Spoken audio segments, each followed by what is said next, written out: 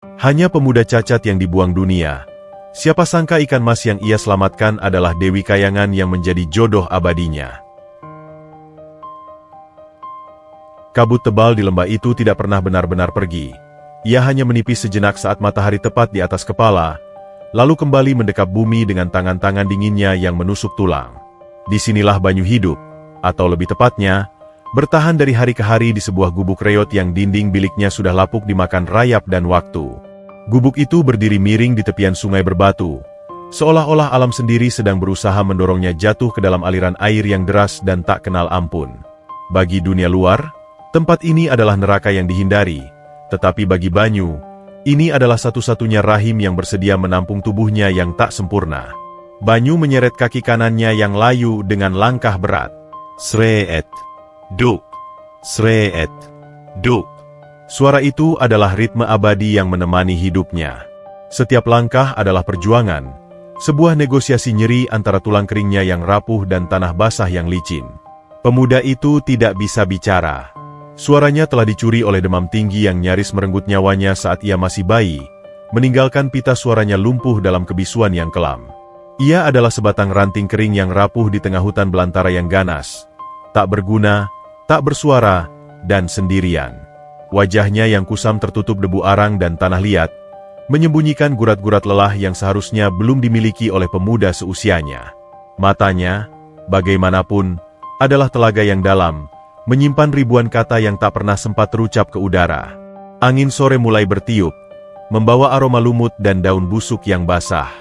Banyu berhenti sejenak, menyandarkan punggungnya pada batang pohon beringin tua.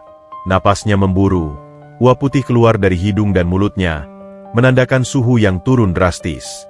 Tangannya yang kasar meraba saku celana lusuhnya, mengeluarkan sebuah benda yang menjadi harta paling berharga sekaligus paling menyakitkan baginya.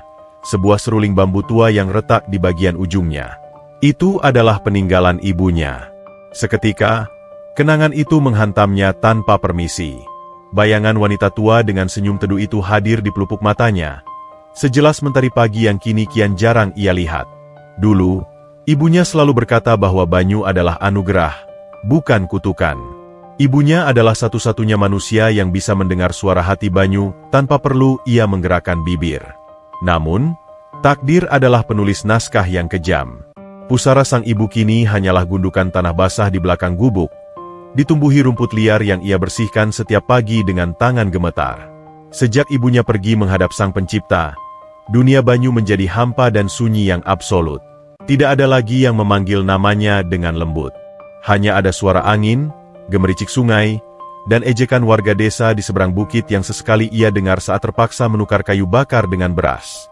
"Ibu, di sini dingin sekali," batin Banyu menjerit.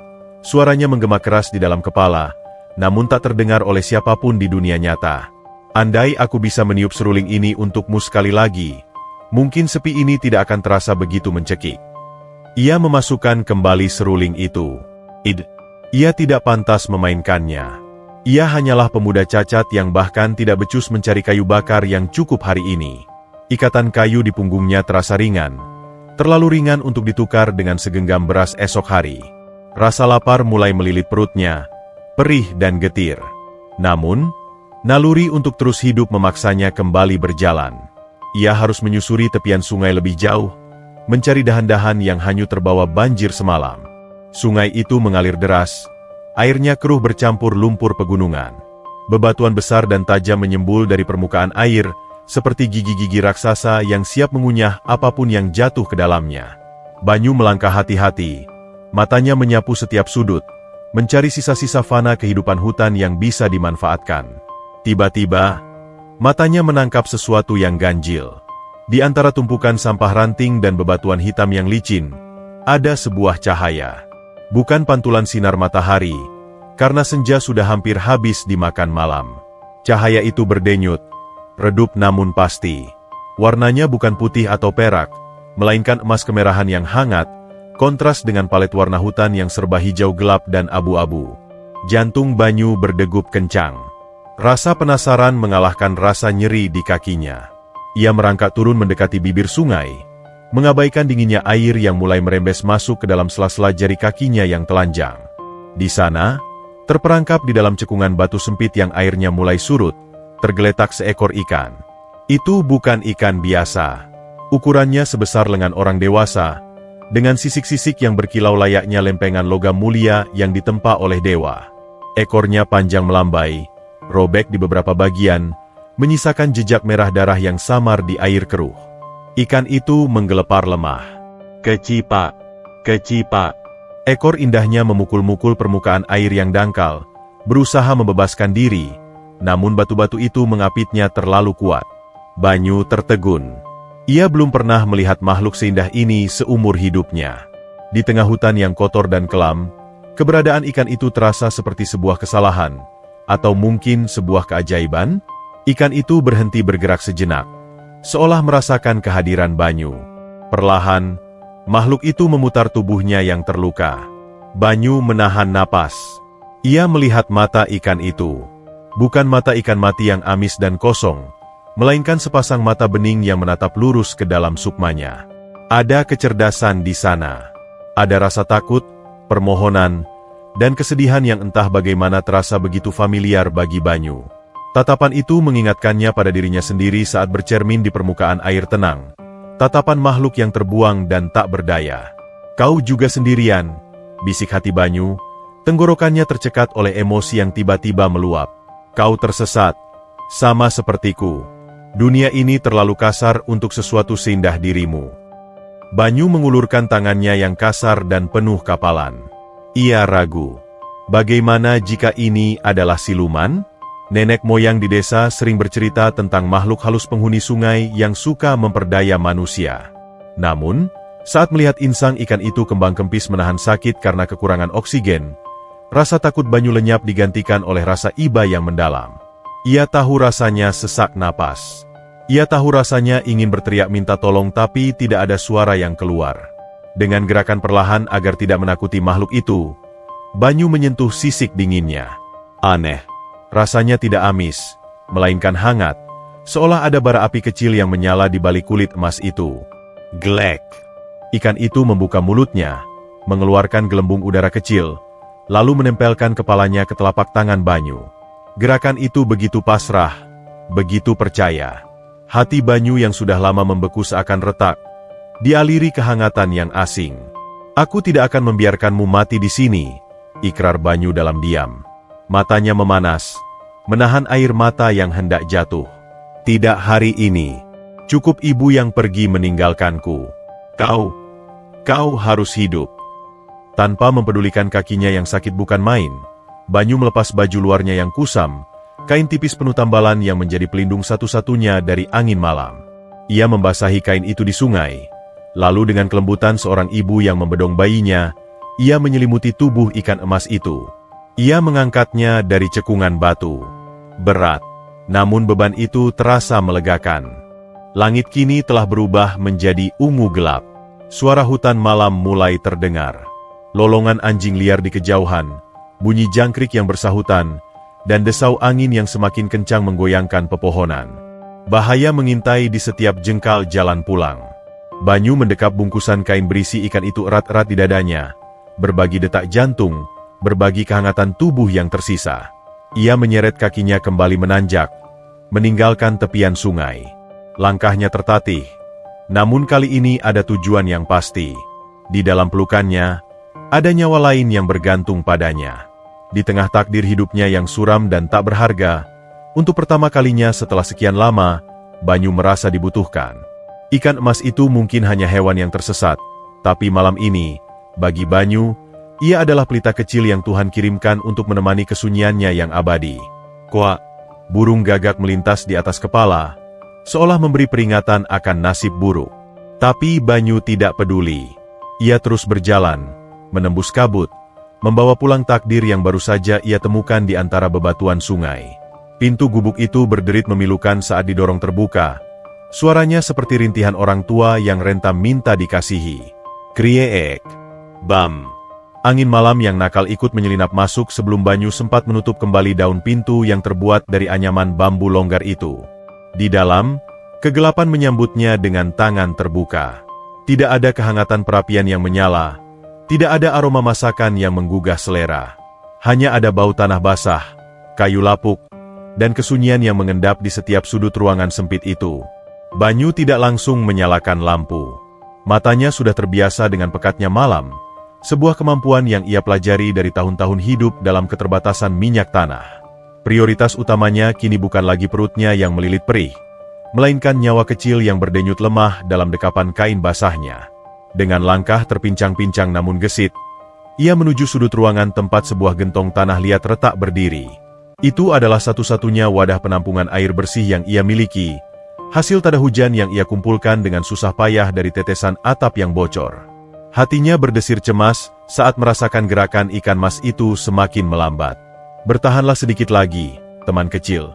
Batin Banyu memohon. Tangannya gemetar saat memindahkan ikan itu ke dalam sebuah baskom penyok bekas cucian beras. Jangan mati sekarang. Jangan biarkan aku mengubur sesuatu lagi di halaman belakang. Dengan hati-hati, ia menuangkan air dari gentong ke dalam baskom. Air itu jernih dan dingin, memantulkan sedikit cahaya bulan yang menerobos masuk lewat celah dinding. Saat tubuh ikan mas itu menyentuh air, terjadi sesuatu yang membuat napas Banyu tertahan. Bior.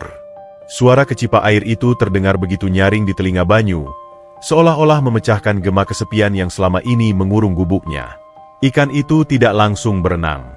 Ia terdiam sejenak, mengambang miring, insangnya bergerak lemah. Banyu panik. Ia berlutut di lantai tanah yang dingin, mendekatkan wajahnya ke permukaan air. Tangannya yang kasar, tangan yang biasa membelah kayu keras dan memikul beban berat, kini bergerak dengan kelembutan yang mengejutkan, mengusap sisi baskom seolah ingin menyalurkan sisa-sisa tenaga hidupnya kepada makhluk itu. Lalu, Banyu teringat sesuatu. Pelita. Ia merogoh saku celananya, mengambil kotak korek api yang isinya tinggal 2 batang. Dengan tangan gemetar karena kedinginan, ia menyalakan sumbu pelita minyak yang tergantung di tiang penyangga gubuk. Fus. Api kecil menyala. Menari-nari tertiup angin yang masuk dari celah dinding. Cahaya jingga yang redup itu seketika mengubah suasana gubuk. Bayangan-bayangan benda di sekitarnya memanjang seperti hantu. Namun perhatian Banyu terpusat sepenuhnya pada baskom di hadapannya. Di bawah sorot cahaya pelita, ikan mas itu tampak semakin menakjubkan sekaligus menyedihkan.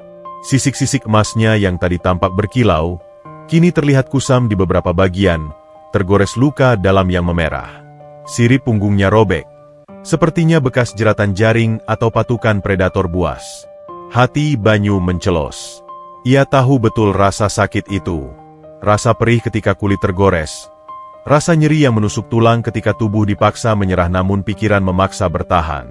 Banyu bangkit perlahan, menyeret kakinya menuju lemari kayu tua yang salah satu engsel pintunya sudah lepas. Di sana, tersimpan harta karunia yang lain, sebuah toples kecil berisi bubuk daun binahong kering yang ditumbuk kasar. Itu adalah obat untuk kakinya. Setiap kali rasa nyeri di kakinya menjadi tak tertahankan di malam hari, ia akan menaburkan bubuk itu untuk meredakan bengkak. Persediaannya tinggal sedikit. Mungkin hanya cukup untuk 2 hari lagi. Jika ia menggunakannya sekarang, ia harus menahan sakit kakinya tanpa obat selama seminggu ke depan sampai ia bisa mencari tanaman itu lagi di hutan yang jauh. Banyu menatap kakinya yang bengkak, lalu menatap ikan yang sekarat itu. Tidak ada keraguan di matanya. Kau lebih butuh ini daripada aku, bisiknya dalam hati. Sebuah keputusan tulus yang lahir dari naluri kemanusiaan yang murni. Kakiku sudah cacat. Rasa sakit adalah kawan lamaku. Tapi kau harus sembuh untuk kembali berkilau. Ia mengambil jumputan bubuk binahong itu dan menaburkannya perlahan ke dalam air. Serbuk hijau itu mengambang, lalu perlahan tenggelam, menyatu dengan air yang melingkupi sang ikan. Keajaiban kecil mulai terjadi. Bukan ledakan cahaya atau suara guntur, melainkan sesuatu yang jauh lebih halus. Saat serbuk obat itu menyentuh luka di tubuh ikan mas, makhluk itu bereaksi. Ia tidak meronta kesakitan. Sebaliknya, ia menegakkan siripnya. Ekornya yang indah mulai mengibas pelan, menciptakan riak-riak air yang beraturan. Dan kemudian, mata itu, ikan mas itu memutar tubuhnya. Wajahnya menghadap langsung ke arah Banyu yang sedang menelungkupkan wajah di bibir baskom. Sepasang mata bening itu menatap Banyu, tidak berkedip. Di bawah temaram lampu pelita, Banyu bersumpah ia melihat sorot mata itu basah, seolah-olah makhluk itu sedang menangis. Tidak ada rasa takut lagi di sana. Hanya ada rasa terima kasih yang begitu dalam, begitu manusiawi, hingga membuat bulu kuduk Banyu meremang. Suasana gubuk yang biasanya dingin dan mencekam, perlahan terasa berubah. Udara menjadi lebih hangat, seolah ada selimut tak kasat mata yang membungkus mereka berdua. Banyu merasa lelahnya menguap. Rasa lapar yang tadi menyiksanya kini terasa tumpul, tergantikan oleh rasa kenyang yang aneh, rasa kenyang di dalam sukma. "Siapa namamu?" Banyu bertanya dalam diam. Jarinya bermain-main di permukaan air. Ikan itu mendekat, menyundul ujung jari telunjuk Banyu dengan moncongnya yang halus. Sentuhan itu mengirimkan getaran listrik statis yang lembut, menjalar dari ujung jari hingga ke jantung Banyu. Kirana. Sebuah kata melintas di benak Banyu begitu saja. Entah dari mana datangnya. Nama itu muncul seperti bisikan angin yang lewat di telinganya. Nama yang indah. Nama yang berarti cahaya yang cantik. Banyu tersenyum. Senyum pertamanya setelah berbulan-bulan wajahnya hanya dihiasi murung. "I-ra-na." Banyu memaksakan pita suaranya yang rusak untuk bekerja. Suara yang keluar hanyalah desisan parau, pecah dan tak berirama, lebih mirip suara gesekan dahan kering daripada suara manusia. Tapi bagi Banyu, itu adalah usaha terbaiknya. Ia ingin makhluk ini tahu bahwa ia kini memiliki nama, bahwa ia bukan lagi sekadar ikan liar di sungai, melainkan bagian dari keluarga kecil di gubuk reot ini. Ikan itu, Kirana, mengibaskan ekornya dengan semangat, menciptakan percikan air yang membasahi hidung Banyu. "Piar." Banyu tertawa tanpa suara, bahunya berguncang pelan. Ia menyeka wajahnya dengan lengan baju. Malam ini, takdir terasa sedikit lebih lunak padanya. Ia memang masih miskin, masih cacat, dan masih sendiri di mata dunia. Tapi di dalam gubuk ini, di bawah cahaya pelita yang bergoyang ditiup angin, ia memiliki teman. Ia memiliki seseorang, sesuatu, untuk dijaga. Ia beranjak ke dipan bambunya yang keras, menarik kain sarung lusuh yang sudah tipis menerawang. Ia tidak memiliki selimut tebal, dan malam ini ia tidur tanpa makan malam karena sisa berasnya sudah habis kemarin lusa. Namun, saat ia membaringkan tubuhnya menghadap ke arah baskom, Banyu merasa damai. Di sudut ruangan, baskom itu memancarkan pendar keemasan yang sangat tipis, nyaris tak terlihat mata telanjang. Cahaya itu berpendar seirama dengan napas Banyu yang mulai teratur. Di luar, suara burung hantu dan jangkrik bersahutan menciptakan simfoni malam yang magis. Untuk pertama kalinya dalam sejarah hidupnya yang kelam, Banyu tidak merasa takut akan hari esok. Ia menutup mata dengan bayangan sisik emas yang berkilau dalam benaknya, dan untuk pertama kalinya pula, ia tidak bermimpi buruk tentang ibunya yang pergi, melainkan bermimpi sedang berenang bebas di sungai yang luas, didampingi oleh sesosok wanita cantik berselendang emas yang menggenggam tangannya erat, membawanya naik menuju permukaan yang terang benderang. Gubuk itu kini bukan lagi sekadar tumpukan kayu lapuk. Ia adalah istana kecil yang menyimpan rahasia semesta, tempat dua jiwa yang terluka saling membasuh perih dalam diam yang menenangkan. Pagi datang bukan dengan hangatnya mentari, melainkan dengan kabut putih yang menusuk tulang dan rasa lapar yang menggigit lambung. Banyu terbangun dengan napas tersengal. Udara di dalam gubuk terasa lembab. Baunya seperti campuran tanah basah dan dinding bambu yang mulai membusuk. Hal pertama yang dirasakannya bukan semangat menyambut hari, melainkan denyut nyeri yang hebat di kaki kanannya. Obat bubuk binahong itu, satu-satunya pereda sakit yang ia miliki, telah habis ia berikan pada sang ikan semalam. Kini, tubuhnya menagih bayaran atas pengorbanan itu. Nyut, nyut. Setiap detak jantung seolah memompa rasa sakit baru ke persendian kakinya yang layu. Banyu meringis, memegangi lututnya erat-erat, mencoba meredam guncangan tubuhnya. Namun, di tengah penderitaan fisik itu, ingatannya melompat pada baskom penyok di sudut ruangan.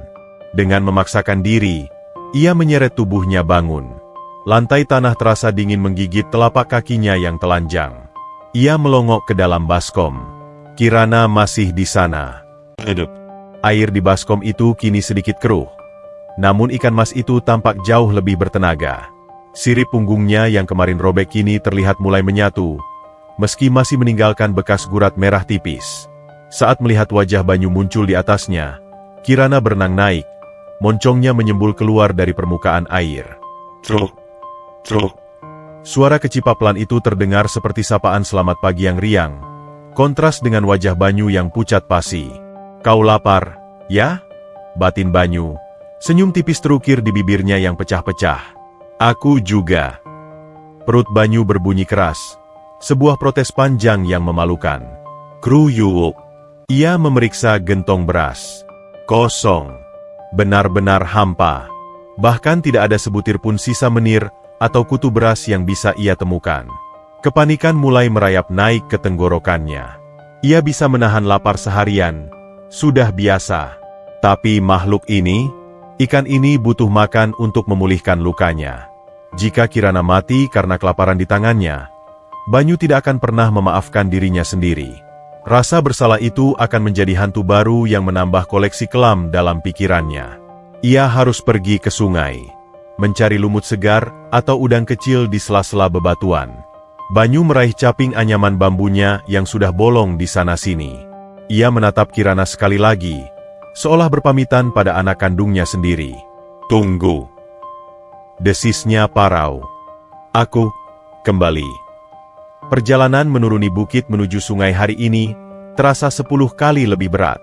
Tanpa obat pereda nyeri, kakinya yang pincang menjadi beban mati yang harus ia seret paksa.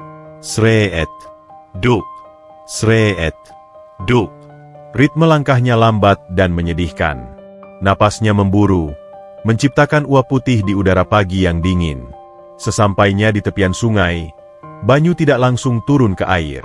Insting liarnya, naluri bertahan hidup yang diasah oleh tahun-tahun keterasingan, tiba-tiba menyala. Telinganya menangkap suara yang asing.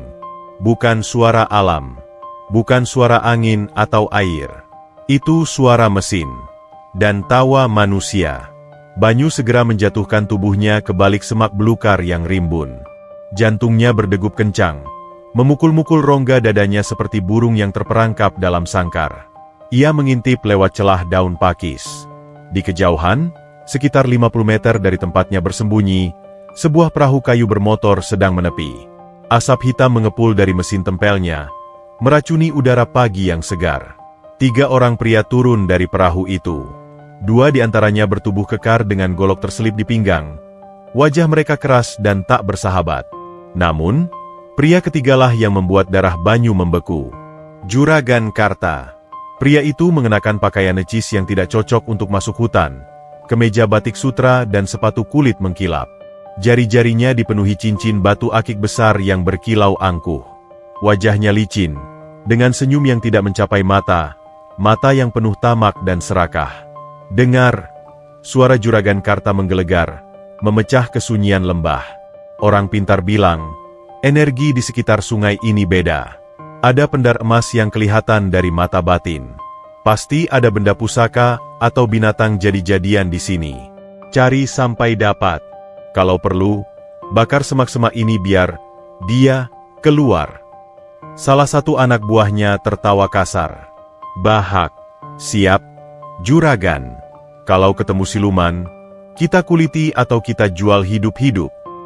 "Jual hidup-hidup harganya lebih mahal." "Bodoh," bentak Juragan Karta. Ia menendang kerikil sungai dengan kasar. "Apalagi kalau bisa bawa hoki. Aku butuh pesugihan baru. Bisnis di kota lagi seret." Banyu membekap mulutnya sendiri dengan tangan gemetar. Keringat dingin mengucur di pelipisnya. Mereka mencari sesuatu. Mereka mencari keajaiban untuk dikomersilkan, untuk diperas sampai kering demi nafsu duniawi. Dan Banyu tahu persis, keajaiban itu kini sedang berenang lemah di dalam baskom penyok di gubuknya. Ketakutan yang amat sangat menyergap Banyu. Bukan takut untuk dirinya sendiri. Ia sudah tidak punya apa-apa untuk diambil. Tapi Kirana.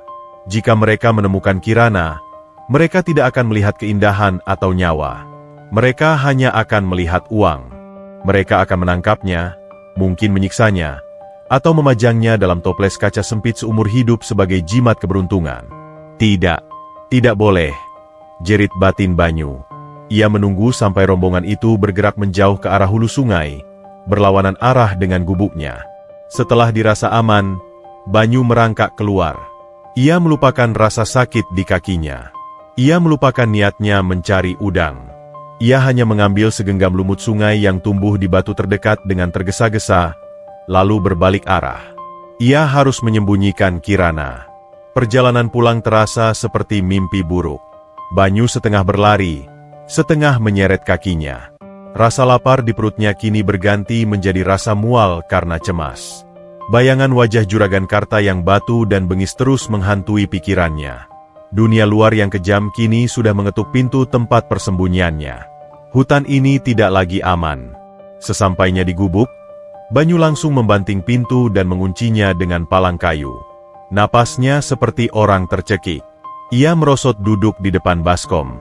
Kirana masih di sana, berenang tenang. Mata beningnya menatap Banyu seolah bertanya, "Kenapa kau ketakutan?" Banyu menaburkan lumut sungai yang ia ambil tadi ke dalam air. Tangan kotornya gemetar hebat. "Makan," bisiknya lirih. Air mata tanpa sadar menetes dari sudut matanya, jatuh ke dalam baskom. "Maafkan aku, cuma ini yang ada. Orang-orang jahat itu, mereka dekat." Kirana tidak memakan lumut itu. Ikan itu justru berenang mendekati tangan Banyu yang tercelup di air.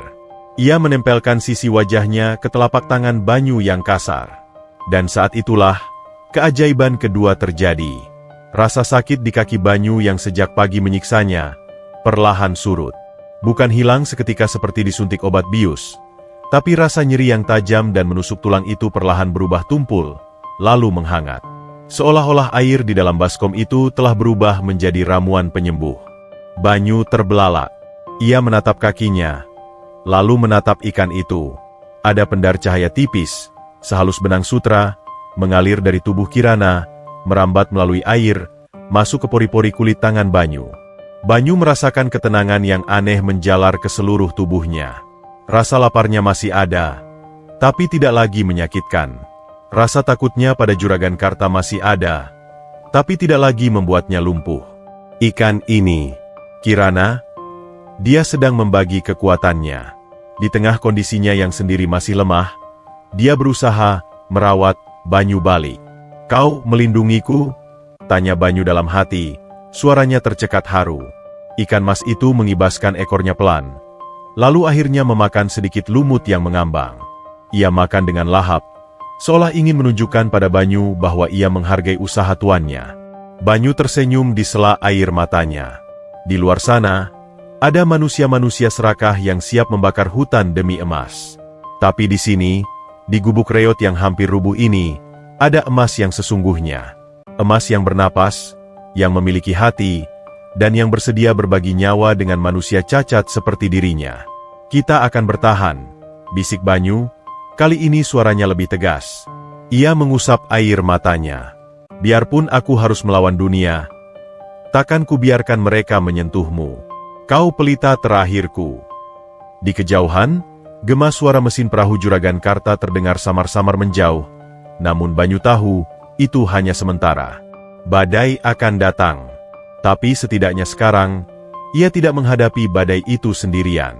Malam itu, kegelapan di dalam gubuk terasa berbeda.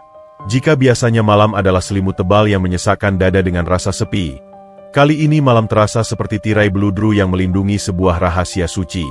Banyu duduk bersila di lantai tanah. Lututnya yang bengkak ia luruskan dengan hati-hati. Di hadapannya, baskom penyok itu menjadi pusat semesta. Cahaya pelita yang minyaknya tinggal setetes, berkelidap lemah, menciptakan bayangan panjang yang menari-nari di dinding bambu yang bolong. Perut Banyu kembali bergejolak.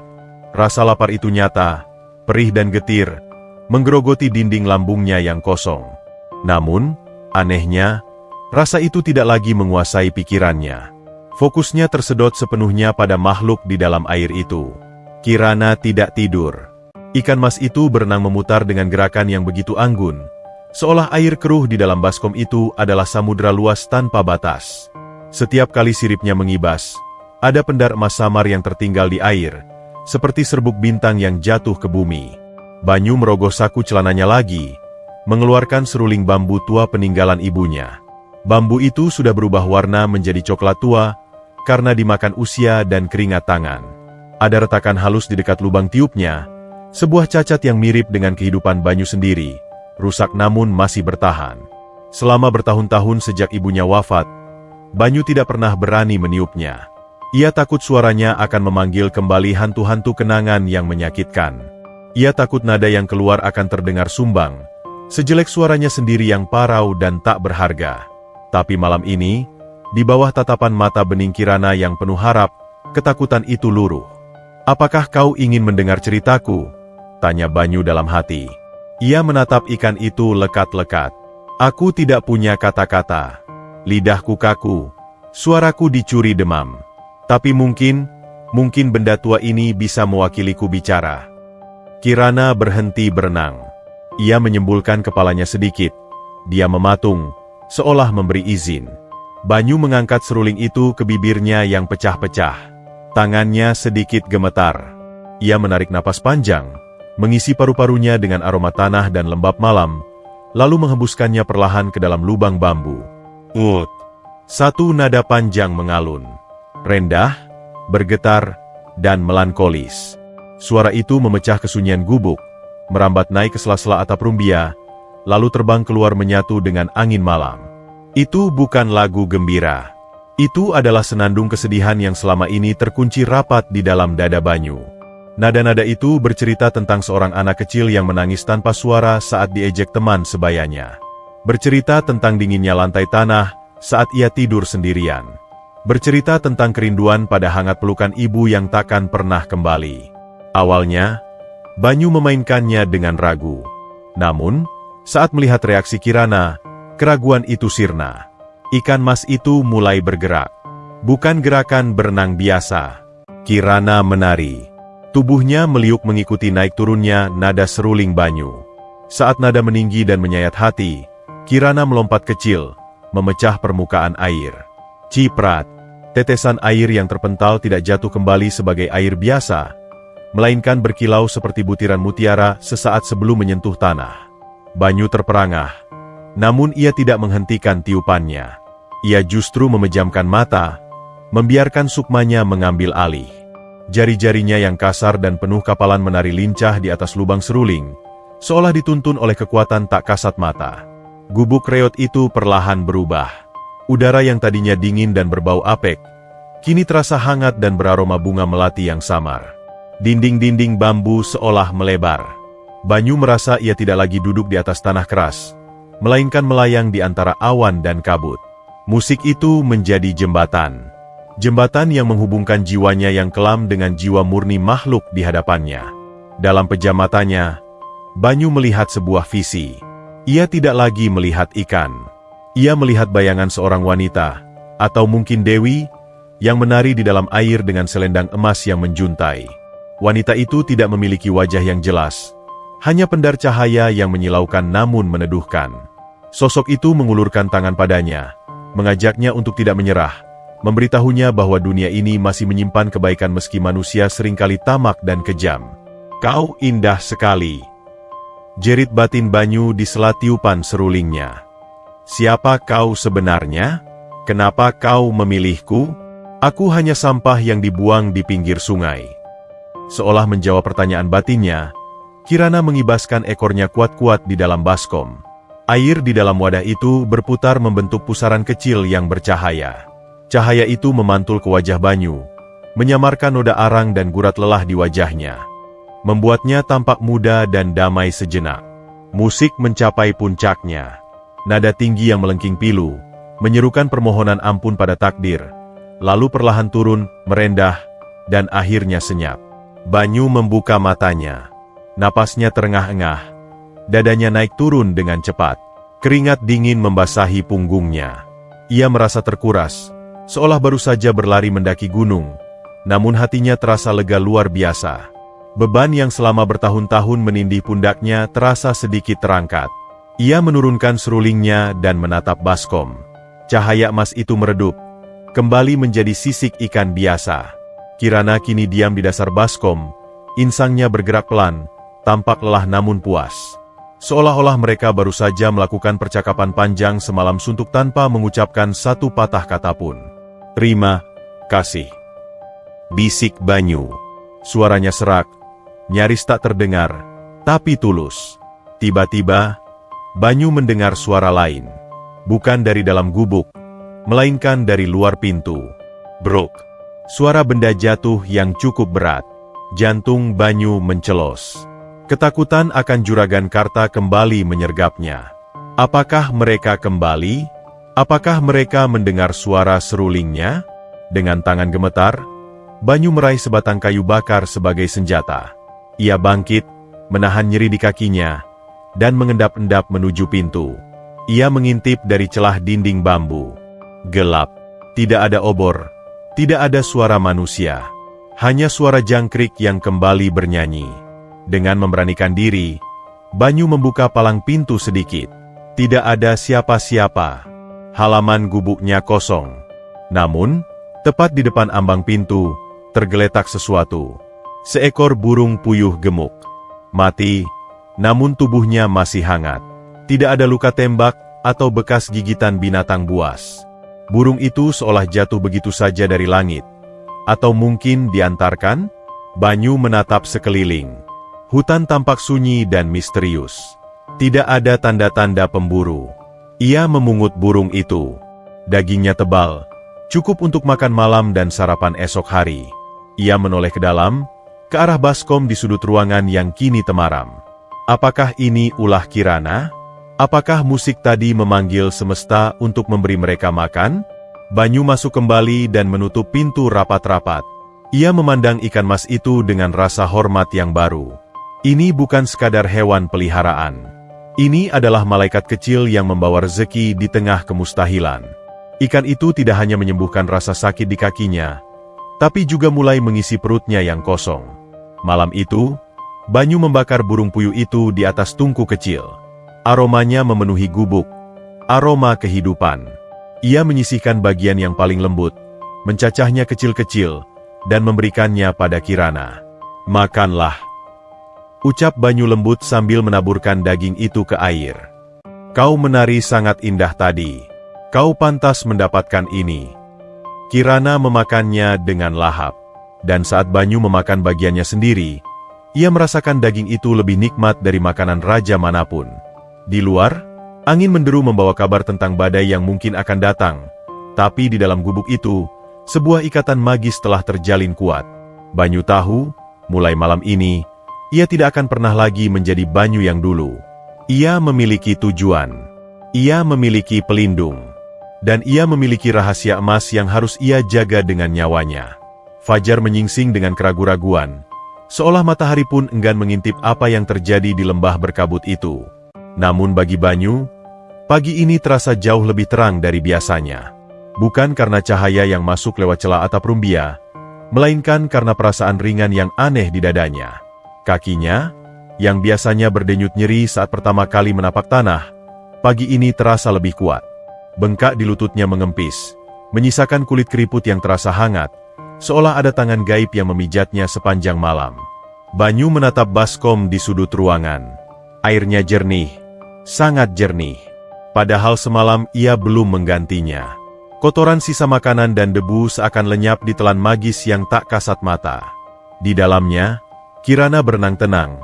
Sirip emasnya berkibar pelan seperti bendera kemenangan. Ikan itu tampak semakin bugar.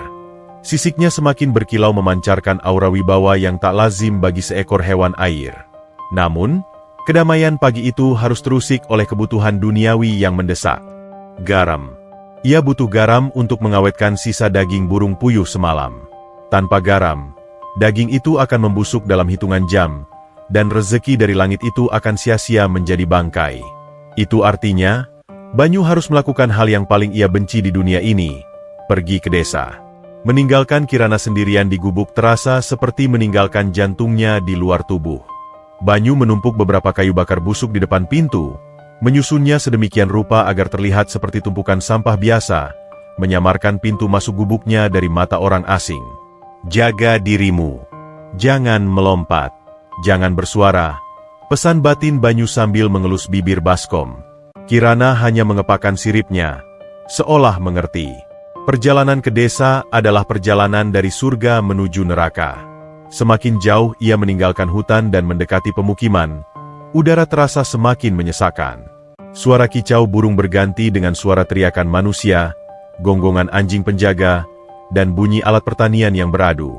Banyu menarik capingnya lebih rendah, menyembunyikan wajahnya yang penuh noda. Ia berjalan menunduk, mencoba menjadi bayangan, mencoba menjadi fana dan tak terlihat. Ia berhenti di sebuah warung kelontong kecil di pinggiran desa. Warung itu milik Bu Surti, janda paruh baya yang mulutnya setajam silet. Di sana, beberapa warga sedang duduk-duduk, meminum kopi pagi sambil bertukar gunjing. Saat bayangan Banyu jatuh di ambang pintu, percakapan mereka terhenti seketika. Hening. Tatapan mereka menusuk, penuh rasa jijik bercampur heran. Banyu yang biasanya hanya datang untuk menukar kayu bakar dengan beras kualitas terendah, kini datang tanpa membawa apa-apa di punggungnya. Banyu meletakkan satu keping uang logam tua di atas meja kayu warung. Uang itu ia temukan tergeletak di sela batu sungai beberapa hari lalu, berkarat namun masih laku. Ia menunjuk toples kaca berisi garam kasar, lalu membuat gerakan tangan meminta sedikit. Bu Surti tidak langsung mengambilkan garam. Ia menatap uang koin itu, lalu menatap wajah Banyu dengan mata menyipit penuh curiga. "Tumben kau punya uang, bisu?" Suara Bu Surti terdengar cempreng, sengaja dikeraskan agar semua orang mendengar. Biasanya mengemis minta utang. "Dapat dari mana koin ini?" "Nyuri." Banyu menggeleng cepat. Tangannya gemetar. Ia membuat gerakan menggali, mencoba menjelaskan bahwa ia menemukannya. Seorang pria kurus yang duduk di bangku panjang tertawa sinis. "Cuy." Ia meludah ke tanah. "Halah, paling juga hasil ngipri. Lihat tuh, kakinya kok kelihatan lebih tegak jalannya? Jangan-jangan dia ikut pesugihan siluman hutan." Kata-kata itu menghantam Banyu seperti batu kali yang dilempar ke kepala. Pesugihan, siluman. Jantung Banyu berdegup kencang. Ketakutan bukan karena fitnah itu, tapi karena betapa dekatnya tebakan mereka dengan kenyataan. Memang ada keajaiban di gubuknya. Memang ada makhluk yang memberinya kekuatan. Tapi itu bukan kesesatan. Kirana adalah cahaya, bukan kegelapan. Namun, bagaimana ia bisa menjelaskan itu pada manusia-manusia yang hatinya sudah batu? Orang cacat, miskin, tinggal di tanah angker.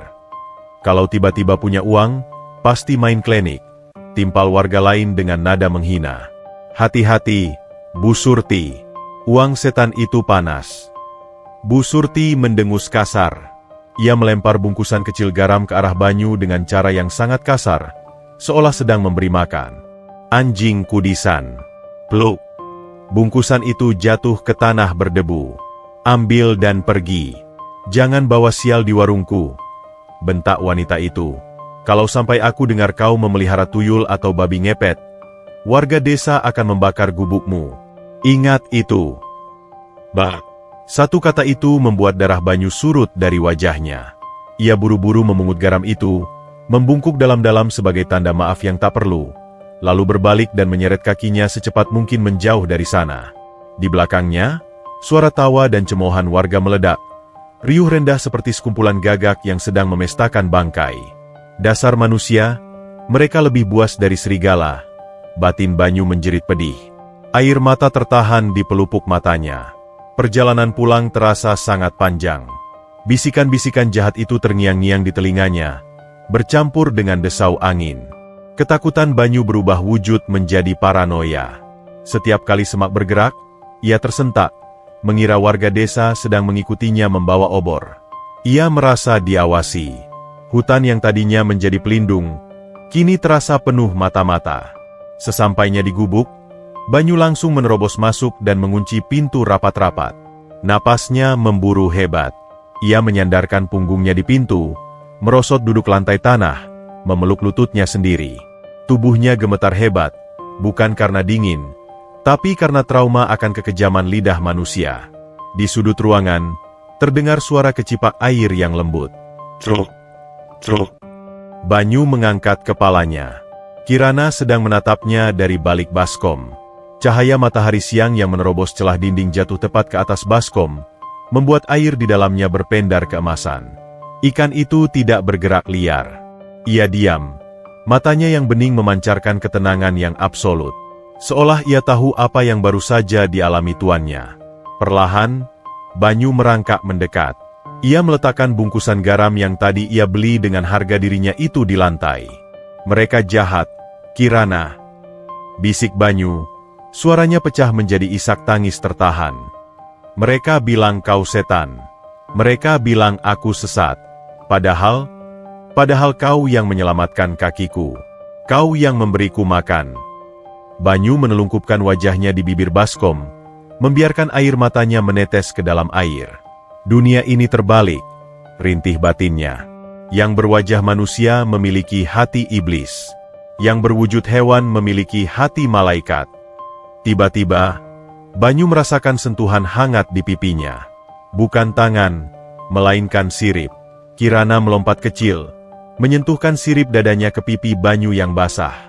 Air di dalam baskom itu tiba-tiba berputar pelan, berubah warna menjadi merah muda samar, lalu kembali jernih. Aroma harum seperti bunga kenanga menyeruak, memenuhi gubuk kecil itu, mengusir bau apek dan bau ketakutan yang dibawa Banyu dari desa. Banyu terdiam. Isak tangisnya berhenti. Ia merasakan kedamaian yang aneh merambat masuk ke dalam dadanya, menyapu bersih rasa sakit hati akibat hinaan Bu Surti dan warga desa. Ikan ini, dia sedang menghiburnya. Dia sedang membersihkan sukmanya dari racun kebencian. Banyu mengangkat wajahnya, menatap Kirana lekat-lekat.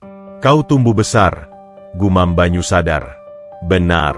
Dalam semalam, tubuh Kirana sepertinya memanjang beberapa senti. Baskom penyok itu kini terlihat terlalu sempit untuknya. Jika ia terus tumbuh secepat ini, baskom ini tidak akan muat lagi besok lusa.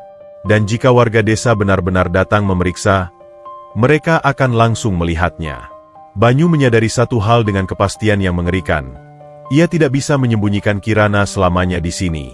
Ia butuh tempat yang lebih aman. Ia butuh air yang lebih banyak. Matanya tertuju pada cangkul tua yang berkarat di pojok ruangan. "Aku akan membuatkanmu istana," ikrar Banyu dalam hati. Sebuah tekad baja mulai tumbuh menggantikan rasa takutnya. Di belakang gubuk, tertutup semak berduri. "Aku akan menggali kolam untukmu. Biarkan mereka bicara, biarkan mereka menghina. Selama kau aman, aku akan melawan dunia." Di luar, angin bertiup kencang, menggoyangkan pepohonan seolah memberi peringatan. Namun di dalam, Banyu sudah bangkit berdiri. Ia mengambil garam itu, mulai mengolah daging puyuh dengan gerakan cekatan. Ia harus makan. Ia harus kuat. Karena mulai malam ini, ia akan menjadi penggali tanah, membangun benteng untuk cintanya yang berwujud ikan, di bawah hidung orang-orang yang ingin membakarnya. Konflik telah ditabuh. Perang antara prasangka manusia dan ketulusan alam baru saja dimulai. Malam itu, hutan di belakang gubuk Banyu tidak tidur. Duk, sruk, duk, sruk. Suara cangkul yang menghantam tanah padas terdengar ritmis, bersaing dengan suara serangga malam yang bising. Banyu bekerja seperti orang yang kerasukan. Tubuhnya yang kurus kering dibanjiri keringat, kemejanya sudah ia lepas, membiarkan punggungnya yang penuh gurat luka lama terpapar angin malam yang menusuk tulang. Ia sedang menggali, bukan menggali kuburan, meski rasanya hampir sama melelahkannya dengan saat ia menggali liang lahat untuk ibunya bertahun-tahun lalu. Kali ini, ia menggali untuk kehidupan. Lokasi itu tersembunyi sempurna di balik rimbunan semak berduri setinggi dada orang dewasa. Duri-duri tajam itu telah menggores lengan dan betis Banyu berkali-kali saat ia membabat alas, meninggalkan baretan merah yang perih. Namun, rasa sakit fisik itu hanyalah fana. Rasa sakit itu tidak sebanding dengan ketakutan yang mencekik lehernya sejak pulang dari desa tadi siang. Ancaman, bakar, dari warga desa terus berdengung di telinganya seperti tawon yang marah. Mereka tidak akan menemukannya di sini. Batin Banyu mengayunkan cangkul sekuat tenaga. Tempat ini tertutup, gelap, aman. Lubang itu kini sudah sedalam pinggang, cukup lebar untuk menampung air yang layak. Banyu melempar cangkulnya ke tanah, napasnya memburu hebat, dadanya naik turun seperti pompa rusak. Tangannya melepuh. Kapalan-kapalan tebal di telapaknya pecah mengeluarkan cairan bening bercampur tanah. Ia menatap langit. Bulan purnama bersinar terang, bulat sempurna, seolah menjadi satu-satunya saksi bisu atas kegilaan yang ia lakukan demi seekor ikan. Sekarang, bagian tersulit, air.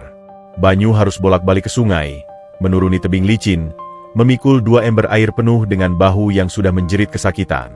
1 kali, 2 kali, 10 kali. Kakinya yang pincang gemetar hebat setiap kali menanjak. Lututnya serasa mau copot. Namun, setiap kali ia merasa akan pingsan, bayangan mata bening Kirana muncul di benaknya, memberinya tenaga cadangan yang entah datang dari mana. Menjelang tengah malam, kolam tanah itu akhirnya penuh. Air sungai yang keruh bercampur tanah galian membuatnya tampak coklat pekat. Tidak indah. Tidak layak untuk makhluk secantik Kirana. Tapi ini yang terbaik yang bisa Banyu lakukan. Banyu menyeret langkahnya masuk ke dalam gubuk. Saat ia mendekati baskom penyok itu, ia terkesiap. Kirana, dia berubah lagi. Tubuh ikan mas itu kini melengkung menyedihkan karena baskom itu sudah terlalu sempit. Ekornya menekuk. Sirip punggungnya menyembul keluar dari air. Cahaya emas dari sisiknya tampak meredup, seolah energinya terkuras karena terkurung dalam wadah besi yang membatasi geraknya. Namun, saat melihat Banyu datang, Kirana menegakkan kepalanya. Mata itu memancarkan rasa lega yang luar biasa. "Maafkan aku lama," bisik Banyu parau. Ia menyelipkan kedua tangannya ke bawah perut ikan itu. Berat, sangat berat. Ini bukan berat daging ikan biasa. Banyu merasa seolah sedang mengangkat batangan emas padat. Ada kepadatan massa yang tidak wajar. Dan panas. Tubuh Kirana memancarkan hawa hangat yang merambat ke lengan Banyu, menghangatkan darahnya yang dingin karena angin malam. Dengan hati-hati, bak membawa bayi raja yang baru lahir, Banyu membopong Kirana keluar gubuk, menembus semak berduri, menuju kolam barunya. "Ini rumah barumu," ucap Banyu gemetar saat ia berlutut di tepi kolam. "Tidak mewah, tapi aman. Tidak ada jaring. Tidak ada manusia jahat." Ia menurunkan tangannya perlahan ke dalam air keruh itu. Saat tubuh Kirana menyentuh air kolam, keajaiban itu terjadi lagi, kali ini dengan skala yang membuat Banyu mundur ketakutan sekaligus takjub. Wush! Seketika, kotoran dan lumpur di dalam air itu terdorong ke pinggir, mengendap ke dasar dalam hitungan detik. Air yang tadinya coklat pekat, mendadak berubah menjadi sebening kristal. Jernih, murni, seolah air itu baru saja disuling oleh para dewa. Cahaya bulan purnama jatuh menimpa permukaan air, menembus hingga ke dasar kolam yang kini terlihat dilapisi pasir putih halus. Padahal Banyu yakin tadi dasarnya adalah tanah lempung hitam. Di tengah kolam itu, Kirana berenang berputar. Cepat, lincah, gembira. Ia melesat ke sana kemari, meninggalkan jejak cahaya keemasan di dalam air seperti komet berekor panjang. Pendar cahaya itu menerangi area sekitar kolam, membuat semak-semak berduri di sekelilingnya tampak berkilauan seperti dilapisi perak. Banyu terpaku di tepian. Rasa lelahnya lenyap. Rasa sakit di tangannya hilang. Ia merasa sedang berdiri di ambang pintu dunia lain. Dunia di mana dongeng menjadi kenyataan. Kirana berhenti berenang tepat di tengah kolam, di bawah sorotan sinar bulan yang paling terang. Ia diam mengambang. Banyu menjulurkan lehernya, mencoba melihat lebih jelas. Permukaan air yang tenang itu kini berfungsi seperti cermin raksasa. Dan di sanalah Banyu melihatnya. Di pantulan air itu, tidak ada ikan. Yang Banyu lihat di cermin air adalah wajah seorang wanita. Wanita dengan paras yang begitu cantik, hingga membuat sukma Banyu bergetar. Kulitnya bercahaya kuning langsat, matanya bening dan sendu, rambutnya hitam panjang terurai melayang-layang di air seperti rumput laut yang halus. Wanita itu mengenakan kemben berwarna emas yang berkilauan, bahunya yang telanjang terlihat rapuh namun anggun. Banyu mengucek matanya. Apakah ia berhalusinasi karena kelelahan? Apakah ini tipuan mata karena lapar? Ia melihat ke arah ikan fisik yang mengapung di air. Masih berbentuk ikan. Tapi saat matanya beralih ke bayangan di dasar kolam, bayangan itu tetap berbentuk wanita. Wanita di dalam pantulan itu tersenyum. Senyum yang sangat tipis, penuh kasih sayang, dan pengakuan. Bibirnya bergerak tanpa suara, namun Banyu bisa mendengar bisikan itu langsung di dalam kepalanya, bergema lembut seperti lonceng angin. "Terima kasih, Banyu." Banyu jatuh terduduk. Lututnya lemas. Jantungnya berdegup begitu kencang hingga terasa sakit. "Kau siapa?" tanya Banyu lirih, Suaranya hilang ditelan angin. Kau bukan ikan. Au, Dewi. Bayangan wanita itu mengulurkan tangannya ke arah permukaan air, ke arah wajah Banyu. Di saat yang sama, ikan mas Kirana berenang mendekat ke tepian, menyundulkan kepalanya ke lutut Banyu yang kotor oleh tanah. Sentuhan fisik dari ikan itu nyata. Dingin, basah, licin. Namun sentuhan batin dari bayangan wanita itu terasa hangat, membelai jiwa Banyu yang selama ini kelam dan kesepian. Banyu sadar, mulai detik ini, hidupnya bukan lagi miliknya sendiri. Ia telah terikat sumpah tak terucap dengan makhluk dari dimensi lain. Makhluk yang mungkin dibuang dari kayangan, sama seperti dirinya yang dibuang oleh masyarakat. Dua jiwa yang terbuang, kini menyatu di tepi kolam rahasia di tengah hutan. Rasa takut akan fitnah warga desa perlahan memudar, tergantikan oleh rasa protektif yang ganas. Banyu menatap bayangan wanita itu, lalu menatap ikan mas di kakinya. "Aku tidak peduli siapa kau," ucap Banyu tegas.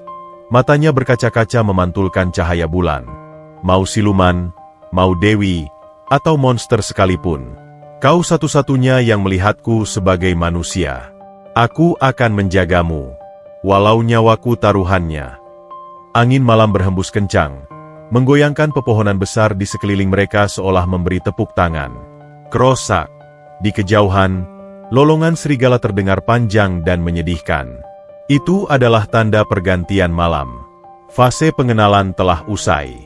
Banyu tahu, kedamaian ini tidak akan bertahan selamanya. Cahaya emas di kolam ini terlalu terang untuk disembunyikan. Cepat atau lambat, kegelapan dari luar sana, entah itu Juragan Karta atau warga desa yang termakan hasutan, akan datang mencium bau keajaiban ini. Banyu bangkit, menutup akses masuk ke kolam itu dengan tumpukan ranting berduri lagi. Ia berjalan kembali ke gubuknya dengan hati yang penuh. Ia tidur di lantai tanah yang keras malam itu. Namun mimpinya adalah mimpi paling indah yang pernah ia miliki. Ia bermimpi menari di dasar sungai bersama seorang putri, diiringi gamelan air yang tak pernah berhenti berbunyi. Malam itu tenang, terlalu tenang. Sebuah ketenangan sebelum badai besar datang menghantam. Langit di atas lembah hari itu berwarna abu-abu kelam, seolah menahan beban air mata yang tak kunjung tumpah. Angin berhenti bertiup. Daun-daun pepohonan diam mematung, menciptakan kesunyian yang tidak wajar. Biasanya, hutan ini riuh oleh kicau burung perenjak atau teriakan monyet ekor panjang yang berebut buah. Namun pagi ini, hutan membisu. Hewan-hewan itu tahu sesuatu yang tidak diketahui manusia. Predator puncak sedang mendekat.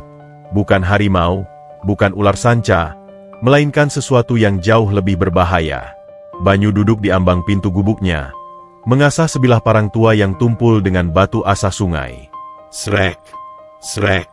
Suara gesekan logam itu terdengar ngilu, senada dengan perasaan getir yang menggelayuti hatinya sejak bangun tidur. Firasat buruk itu datang seperti demam, membuat tengkuknya meremang tanpa sebab. Ia menoleh ke arah semak berduri di belakang gubuk, tempat jalan masuk menuju kolam rahasia Kirana berada. Semalam ia sudah menutupnya rapat-rapat, menyamarkannya dengan tumpukan daun kering dan ranting busuk. Tidak ada jejak. Seharusnya aman. Namun, ketenangan itu pecah seketika. Kerak. Suara ranting patah terdengar dari arah jalan setapak yang menanjak dari sungai. Langkah kaki. Berat. Banyu melompat berdiri, mencengkeram gagang parangnya erat-erat hingga buku-buku jarinya memutih. Jantungnya berdegup laksana genderang perang yang ditabuh gila-gilaan. Ia ingin lari ke belakang, ingin memastikan Kirana aman, tapi akal sehatnya menahan kakinya. Jangan. Jika kau lari ke sana, kau justru akan menuntun mereka ke tempat persembunyian itu. Sosok-sosok itu muncul dari balik kabut. 3 orang. Di depan, berjalan dengan angkuh sambil menghisap cerutu tebal, adalah Juragan Karta. Di belakangnya, seorang centeng berbadan raksasa membawa gulungan jaring tebal. Namun, orang ketigalah yang membuat darah Banyu membeku hingga ke sumsum tulang. Orang itu kurus kering, punggungnya bongkok udang, mengenakan pakaian serba hitam yang lusuh. Wajahnya keriput seperti kulit pohon tua, matanya putih sebelah, buta. Di lehernya tergantung kalung dari tulang belulang hewan kecil. Bau menyengat langsung menyeruak mendahului kedatangan mereka. Bau bunga kantil busuk bercampur asap kemenyan. Itu Ki Suta, dukun paling musyrik yang ditakuti di 5 desa. Orang yang konon bisa mengendus letak emas yang terkubur di dalam tanah hanya dengan mencium baunya. Nah, ini dia tikus got kita. Suara Juragan Karta menggelegar, memecah keheningan hutan. Ia menyeringai, memamerkan gigi emasnya. Selamat pagi, bisu. Kami datang bertamu. Kok tidak disuguhkan kopi? Banyu mundur selangkah, mengangkat parangnya gemetar. Ia mencoba terlihat garang, tapi di hadapan 3 pria ini, ia hanyalah sebatang lalang kering yang siap diinjak. Turunkan mainanmu itu, nak, desis Ki Suta. Suaranya seperti gesekan pasir di atas kaca, tajam dan tidak enak didengar. Dukun tua itu mengendus udara, hidungnya kembang kempis seperti anjing pelacak. Baunya kuat sekali di sini. Bukan bau kayu bakar. Bukan bau kemiskinan. Ki Suta melangkah maju. Tongkat kayunya mengetuk-ngetuk tanah. Baunya manis, lanjut Ki Suta. Matanya yang buta menatap kosong ke arah gubuk, tapi Banyu merasa sedang ditelanjangi. Bau amis yang wangi. Bau ningrat. Bau makhluk air yang tidak seharusnya ada di darat. Jantung Banyu seakan berhenti berdetak. Mereka tahu. Geledah gubuknya. Perintah Juragan Karta. Si centeng raksasa maju. Banyu mencoba menghalangi pintu, mengayunkan parangnya membabi buta. Pergi! Teriak Banyu parau, suaranya pecah. Namun perlawanan itu sia-sia. Si centeng dengan mudah menepis tangan Banyu, lalu melayangkan tendangan keras tepat ke ulu hati. Bug! Banyu terpental, punggungnya menghantam dinding bambu dengan keras. Napasnya putus seketika. Rasa sakit meledak di dadanya, membuatnya tersungkur di tanah, terbatuk-batuk hingga memuntahkan cairan bening bercampur darah. Pandangannya berkunang-kunang, dunia berputar miring. Dasar cacat tak tahu diuntung, maki centeng itu sambil meludahi tubuh Banyu yang meringkuk. Mereka masuk ke dalam gubuk. Terdengar suara barang-barang dibanting. Gentong air dipecahkan. Perang. Bel bambu diposisikan terbalik. Panci dan kuali dilempar keluar. Mereka menghancurkan segalanya. Istana kecil Banyu dan Kirana diratakan dengan tanah hanya dalam hitungan menit karena tamak dan nafsu menguasai. Kosong, juragan, teriak centeng dari dalam. Cuma ada baskom penyok bau amis, tapi ikannya nggak ada. Juragan Karta mengerutkan kening. Wajahnya memerah karena marah. Ia berjalan mendekati Banyu yang masih terkapar, mencengkeram kerah baju Banyu yang kotor, lalu mengangkat tubuh kurus itu dengan mudah. Di mana kau sembunyikan? Geram Juragan Karta. Bau cerutu menyengat hidung Banyu. Warga bilang kau beli garam banyak. Kau pasti mengawetkan sesuatu, atau memelihara sesuatu. Di mana emas hidup itu? Banyu menggeleng lemah. Ia tidak akan bicara. Biarlah ia mati di sini, asalkan mereka tidak menemukan jalan setapak di belakang gubuk. Dia tidak menyimpannya di dalam. Potong Ki Suta tiba-tiba. Dukun tua itu tidak ikut menggeledah. Ia berdiri di tengah halaman, berputar perlahan menghadap arah angin.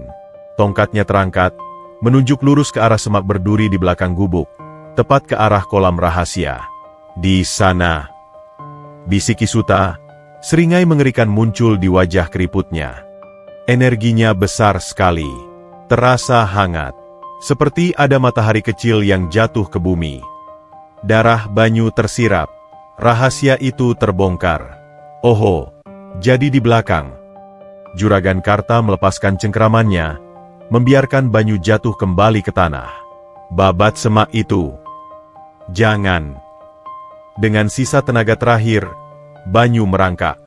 Ia memeluk kaki Juragan Karta, menahannya agar tidak melangkah. Ia meraung, bukan lagi seperti manusia, melainkan seperti induk hewan yang anaknya hendak dirampas. Plak! Sebuah tamparan keras mendarat di pipi Banyu, membuatnya kembali tersungkur. Telinganya berdenging hebat. Ki Suta tertawa terkekeh. Sabar, Juragan. Jangan gegabah. Energinya terlalu murni.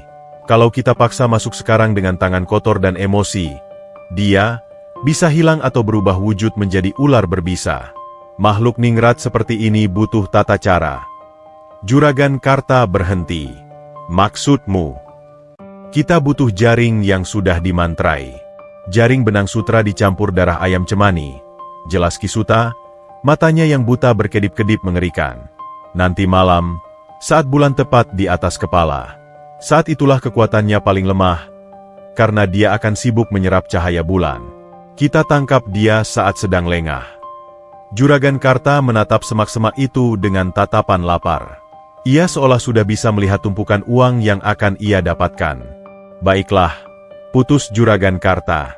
Ia menendang rusuk Banyu sekali lagi sebagai salam perpisahan. Duk! Dengar itu, bisu? Nikmatilah waktu terakhirmu dengan peliharaanmu. Nanti malam, dia jadi milikku.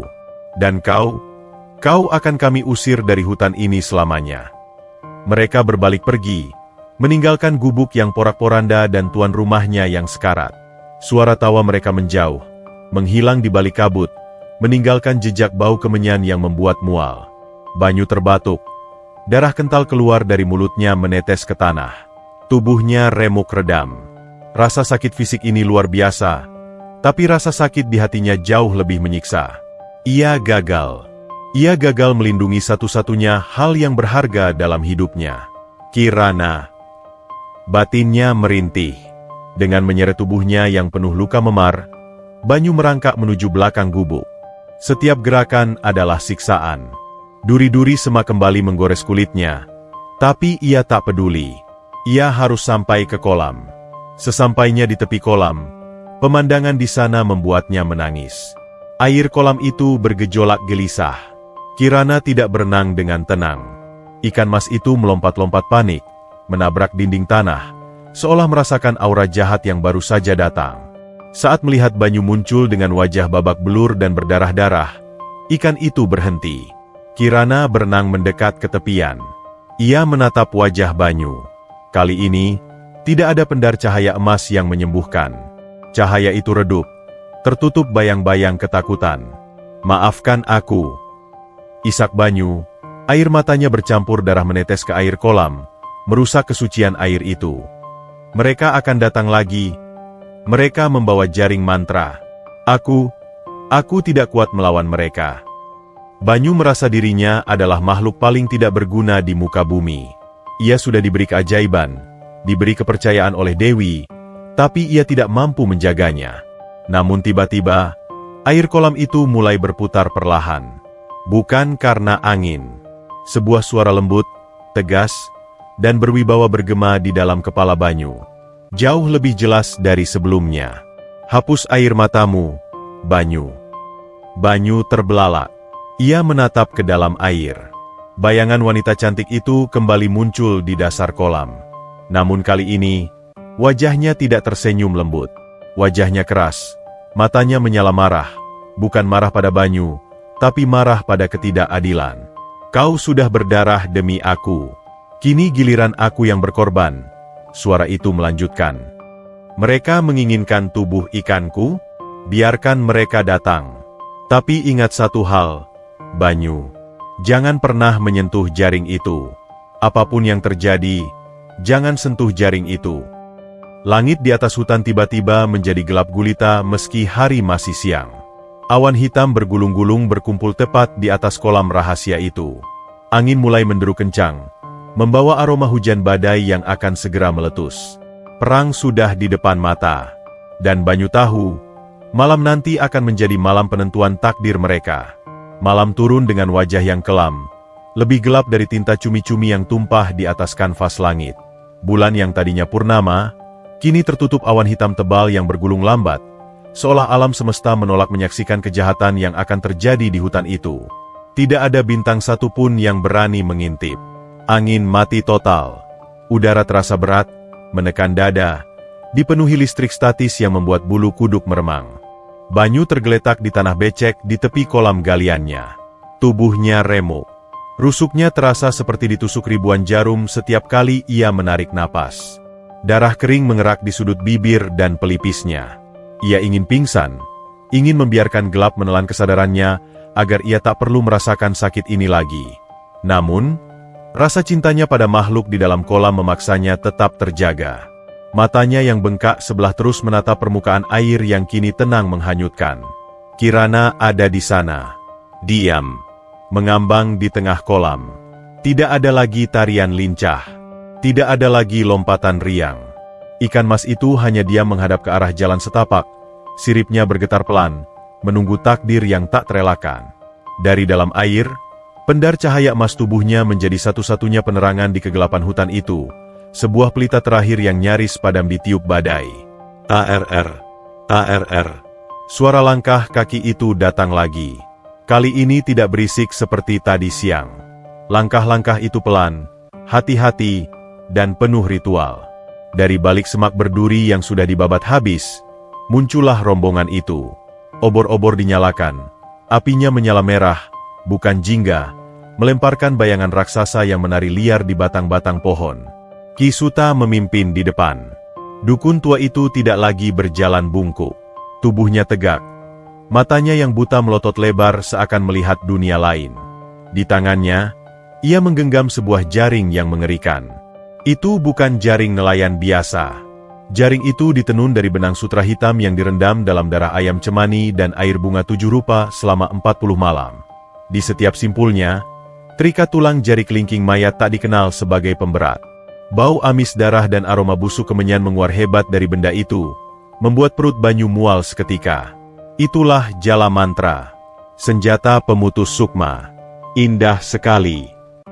Desis Ki Suta. Lidahnya menjilat bibirnya yang kering.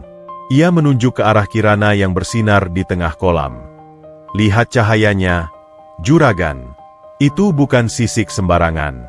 Itu emas murni yang bernapas. Juragan Karta berdiri di sampingnya. Matanya berkilat tamak.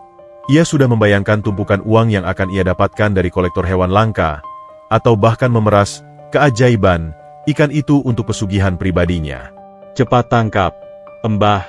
Sebelum dia menghilang, perintah Juragan Karta tidak sabar. Banyu mencoba bangkit. Ia mengerang, memaksakan kakinya yang pincang dan patah semangat untuk berdiri. Ia tidak bisa membiarkan ini terjadi. Ia harus menjadi tameng. Jeng. Suara Banyu parau, nyaris tak terdengar. Ia merangkak, mencengkeram kaki celana Ki Suta. Ampun, ambil nyawaku saja, jangan dia. Ki Suta menunduk, menatap Banyu dengan jijik. Tanpa kata, ia menghentakkan kakinya. Tumit dukun itu mendarat keras di punggung tangan Banyu. Krek! Banyu menjerit tertahan. Tulang jarinya serasa remuk. Sakitnya langsung menjalar ke ubun-ubun, membuatnya kembali tersungkur mencium tanah lumpur. Air matanya tumpah, bercampur dengan tanah kotor. Ia tidak bisa melawan. Ia hanyalah manusia renta dan cacat di hadapan kekuatan jahat yang terorganisir. Ki Suta kembali fokus ke kolam. Ia mulai merapal mantra. Suaranya berdengung rendah. Bahasa yang tidak dimengerti manusia.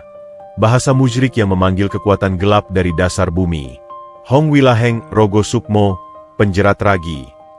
Angin tiba-tiba berhembus kencang dari arah kolam. Air beriak hebat. Kirana di tengah kolam mulai bergerak gelisah. Cahaya emasnya berkedip-kedip cepat seperti lampu yang konslet. Ki Suta memutar jaring di atas kepalanya. Ong. Suara putaran jaring itu terdengar seperti suara ribuan lebah marah. Terimalah nasibmu, siluman. Dengan teriakan melengking, Ki Suta melepaskan jaring itu. Waktu seakan melambat bagi Banyu. Ia melihat jaring hitam itu melayang di udara, melebar seperti mulut raksasa yang siap menelan mangsa. Pemberat tulang belulang di ujung jaring berkilau mengerikan tertimpa cahaya obor. Kirana tidak lari. Ikan mas itu justru melompat tinggi ke udara, tepat menyongsong jaring itu. Di titik tertinggi lompatannya, Banyu melihat sesuatu yang menakjubkan sekaligus memilukan. Tubuh ikan itu sejenak berubah wujud. Siluet wanita cantik berselendang emas terlihat jelas di udara. Wajahnya menatap Banyu dengan senyum perpisahan yang getir. Bibirnya bergerak mengucap satu kata, ikhlas. Lalu, jaring itu menyentuhnya. Duar. Suara ledakan magis terdengar saat benang jaring menyentuh kulit sang dewi. Cahaya emas yang menyilaukan meledak, membutakan mata semua orang sesaat. Asap putih mengepul tebal, berbau daging terbakar. Saat asap menipis, tidak ada lagi wanita cantik. Tidak ada lagi Dewi. Jaring itu jatuh ke air dengan suara deburan berat. Biur. Di dalamnya, terperangkap seekor ikan mas besar. Tapi kali ini, ikan itu tidak lagi berkilau emas cemerlang. Sisiknya berubah warna menjadi merah tembaga yang kusam, seolah terbakar oleh mantra jahat jaring tersebut. Ikan itu menggelepar hebat, mulutnya megap-megap mencari udara, matanya yang bening kini memancarkan rasa sakit yang amat sangat. Jala mantra itu bekerja. Ia tidak hanya menangkap tubuh fisik, tapi juga mengunci kekuatan magisnya, memenjara jiwa Dewi itu ke dalam bentuk hewan yang tak berdaya selamanya. Dapat, sorak centeng Juragan Karta. Ki Suta menarik tali jaring itu dengan kasar. Ikan malang itu terseret paksa melewati bebatuan tajam di dasar kolam, lalu ditarik naik ke tanah berlumpur. Kirana menggelepar di tanah. Tubuhnya yang indah kini kotor oleh lumpur. Setiap kali jaring itu mengetatkan ikatannya, asap tipis keluar dari sisiknya. Ses. Itu adalah suara kulit suci yang terbakar oleh sentuhan benda terkutuk. Arg. Banyu meraung. Rasa sakit di hatinya meledak melebihi rasa sakit fisiknya. Ia melihat cintanya disiksa. Ia melihat keajaibannya dihancurkan. Banyu merangkak cepat, mengabaikan jari tangannya yang patah. Ia ingin menyentuh jaring itu, ingin merobeknya. Tapi suara Kirana kembali bergema di kepalanya. Kali ini lemah dan putus-putus. Jangan sentuh. Banyu, kau akan mati.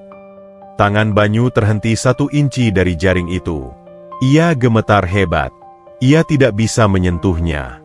Jika ia mati konyol terkena kutukan jaring itu, siapa yang akan menyelamatkan Kirana nanti? Juragan Karta tertawa puas. Ia berjongkok, menatap ikan besar yang terperangkap itu. Wah, besar sekali. Sayang warnanya jadi kusam. Tapi tak apalah, pasti masih laku mahal. Atau setidaknya dagingnya bisa bikin awet muda. Ia memberi isyarat pada anak buahnya. Bawa, masukkan ke tong air di perahu. Kita bawa ke kota malam ini juga. Centeng itu mengangkat jaring berisi Kirana dengan kasar. Ikan itu berhenti meronta. Ia pasrah, hanya matanya yang terus menatap Banyu. Tatapan yang meminta Banyu untuk tetap hidup. Ki Suta berjalan mendekati Banyu yang masih bersimpuh di tanah. Ia menepuk kepala Banyu dengan tongkatnya, pelan namun menghina. Jangan coba-coba mengejar, bisu, ancam dukun itu. Sekali kau melangkah keluar dari hutan ini, nyawamu taruhannya. Tempatmu di sini, membusuk bersama sampah hutan. Rombongan itu berbalik pergi, membawa serta cahaya hidup Banyu. Obor-obor menjauh. Suara tawa mereka perlahan menghilang di telan rimbunnya hutan. Banyu ditinggalkan sendirian dalam kegelapan total. Hening. Hanya suara napasnya yang tersengal dan suara kodok yang kembali bernyanyi seolah tidak terjadi apa-apa. Banyu menatap kolam yang kini kosong dan keruh. Airnya tidak lagi jernih. Tempat itu kini hanyalah lubang galian biasa, hampa tanpa jiwa. Rasa putus asa nyaris menelannya bulat-bulat. Ia ingin mati saja. Untuk apa hidup jika pelitanya sudah diambil? Namun, saat ia menunduk menatap lumpur bekas tempat Kirana diletakkan tadi, ia melihat sesuatu. Ada satu sisik yang tertinggal. Terlepas dari tubuh Kirana saat ia meronta. Sisik itu tidak berubah menjadi tembaga kusam. Sisik itu masih berwarna emas murni, bersinar terang di tengah lumpur hitam yang pekat. Banyu memungut sisik itu dengan tangan kirinya yang masih berfungsi. Sisik itu hangat. Saat ia menggenggamnya, rasa nyeri di tubuhnya sedikit berkurang. Sebuah gelombang energi, sebuah pesan, mengalir masuk ke nadinya. Ini bukan tanda kekalahan. Ini adalah jejak. Ini adalah petunjuk. Kirana meninggalkan bagian dirinya agar Banyu bisa menemukannya. Banyu mengepalkan tangannya erat-erat hingga kukunya menancap ke telapak tangan. Matanya yang bengkak memancarkan kilatan tekad yang baru, kilatan yang jauh lebih berbahaya daripada parang manapun. Kesedihannya berubah menjadi bahan bakar. Tunggu aku, Kirana. Bisik Banyu ke arah kegelapan hutan. Suaranya dingin, setajam angin malam. Aku akan datang. Biarpun aku harus merangkak sampai ke neraka, aku akan membawamu pulang. Malam itu, di tepi kolam yang ternoda, seorang pemuda cacat bersumpah memerangi dunia. Penyelamatan baru saja akan dimulai. Hutan itu telah kembali menjadi labirin yang kelam dan tak bersahabat. Tanpa cahaya bulan, pepohonan raksasa tampak seperti raksasa hitam yang siap menginjak siapa saja yang berani melintas. Banyu masih di sana, di tepi kolam yang telah ternoda, berusaha menegakkan tubuhnya yang renta dan hancur.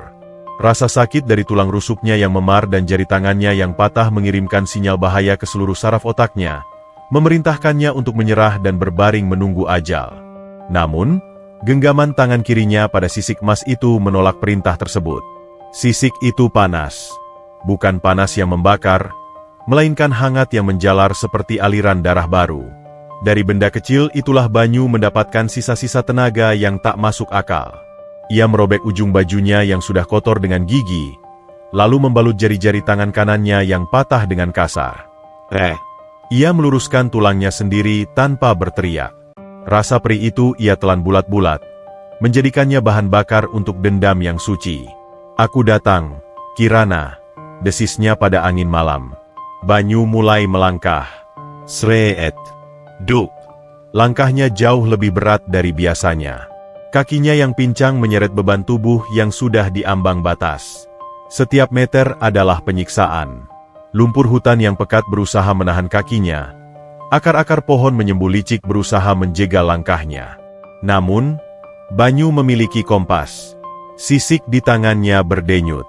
Setiap kali Banyu bingung memilih arah di persimpangan jalan setapak yang tertutup semak, sisik itu akan berpendar lebih terang jika ia menghadap ke arah yang benar, arah kemana Kirana dibawa. Banyu mengikuti denyut itu membabi buta. Ia tidak lagi menggunakan mata fisiknya yang bengkak sebelah, melainkan menggunakan mata sukmanya. Di tengah perjalanan, hutan mulai menunjukkan wajah aslinya. Suara-suara binatang malam yang biasanya menakutkan, kini terdengar berbeda. Oh. Seekor burung hantu melintas rendah di atas kepalanya. Sayapnya nyaris menyentuh rambut Banyu. Burung itu tidak menyerang. Ia terbang perlahan di depan, seolah menjadi penunjuk jalan pembuka. Lalu, dari balik kegelapan semak-semak, muncul titik-titik cahaya kecil. 1, 2, 10, ratusan. Kunang-kunang. Ribuan kunang-kunang keluar dari persembunyiannya, mengerumuni Banyu. Mereka tidak terbang acak. Mereka membentuk lorong cahaya yang samar, menerangi jalan setapak yang penuh duri dan batu tajam. Pendar cahaya mereka berwarna kehijauan, berpadu kontras dengan pendar keemasan dari sisik di tangan Banyu. Banyu tertegun sejenak. Napasnya tersengal hos. Uap putih keluar dari mulutnya. Kalian juga merasakannya? Batin Banyu haru. Kalian juga kehilangan cahayanya. Alam sedang berduka. Alam tahu bahwa ratunya, sang Dewi Ikan, sedang diculik oleh keserakahan manusia. Dan kini, alam mengerahkan prajurit-prajurit kecilnya untuk membantu satu-satunya manusia yang bersedia bertaruh nyawa. Banyu merasa tidak sendirian lagi. Ia berjalan diiringi prosesi magis serangga malam, membuatnya tampak seperti raja hutan yang sedang berarak menuju medan perang, meski penampilannya compang-camping penuh lumpur dan darah. Perjalanan itu memakan waktu berjam-jam. Keringat dingin mengucur deras, membasahi luka-luka di punggung Banyu, membuatnya terasa perih seperti disiram air garam. Tapi ia tidak berhenti. Ia menyeberangi sungai kecil, mendaki bukit terjal, hingga akhirnya hutan mulai menipis. Cahaya kunang-kunang perlahan memudar saat mereka mencapai batas hutan. Di depan sana, terlihat cahaya lampu listrik yang menyilaukan dan angkuh. Desa. Banyu berdiri di pinggiran hutan, bersembunyi di balik pohon mahoni besar. Di kejauhan, di atas bukit kecil yang memisahkan desa dengan area persawahan, berdiri sebuah bangunan megah yang terisolasi. Rumah gedong milik Juragan Karta. Bangunan itu dikelilingi tembok batu tinggi dengan gerbang besi yang kokoh. Dari cerobong asapnya, mengepul asap tipis yang berbau aneh, bau kemenyan yang sama dengan yang dibawa Kisuta tadi siang. Sisik di tangan Banyu bergetar hebat. Panasnya kini menyengat kulit. Kirana ada di sana. Banyu menatap rumah itu dengan tatapan nyalang. Ia tahu ia tidak bisa masuk lewat gerbang depan. Ada penjaga, centeng-centeng bertubuh kekar yang sedang main kartu sambil merokok di pos jaga. Selain itu, Banyu merasakan sesuatu yang lebih jahat daripada sekadar penjaga manusia. Ada hawa dingin yang menusuk tulang memancar dari sekeliling tembok rumah itu. Pagar gaib. Ki Suta pasti sudah memasang mantra pelindung, Waker, agar tidak ada yang bisa masuk atau keluar tanpa izin, terutama makhluk halus atau orang yang berniat jahat. Banyu hanyalah manusia biasa. Ia tidak punya ilmu klinik.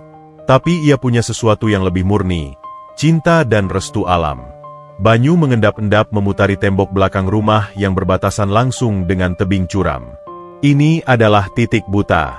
Tidak ada penjaga di sini karena orang berpikir mustahil ada yang bisa memanjat tebing licin itu. Tapi Banyu bukan orang biasa malam ini. Ia adalah orang gila yang didorong oleh naluri bertahan hidup pasangannya. Ia mulai memanjat tembok batu kali yang kasar itu. Jari-jarinya yang patah menjerit kesakitan setiap kali ia mencengkeram celah batu. Darah segar kembali mengalir, meninggalkan jejak merah di dinding batu yang bisu. Sreh, kukunya patah. Banyu menggigit bibir bawahnya hingga berdarah untuk menahan teriakannya. Demi Kirana, demi Kirana. Mantra itu ia ulang terus-menerus di dalam kepalanya. Sampai di atas tembok, Banyu menjatuhkan dirinya ke halaman belakang. Bruk. Ia mendarat di atas tumpukan jerami basah dekat kandang kuda. Napasnya memburu, matanya berkunang-kunang.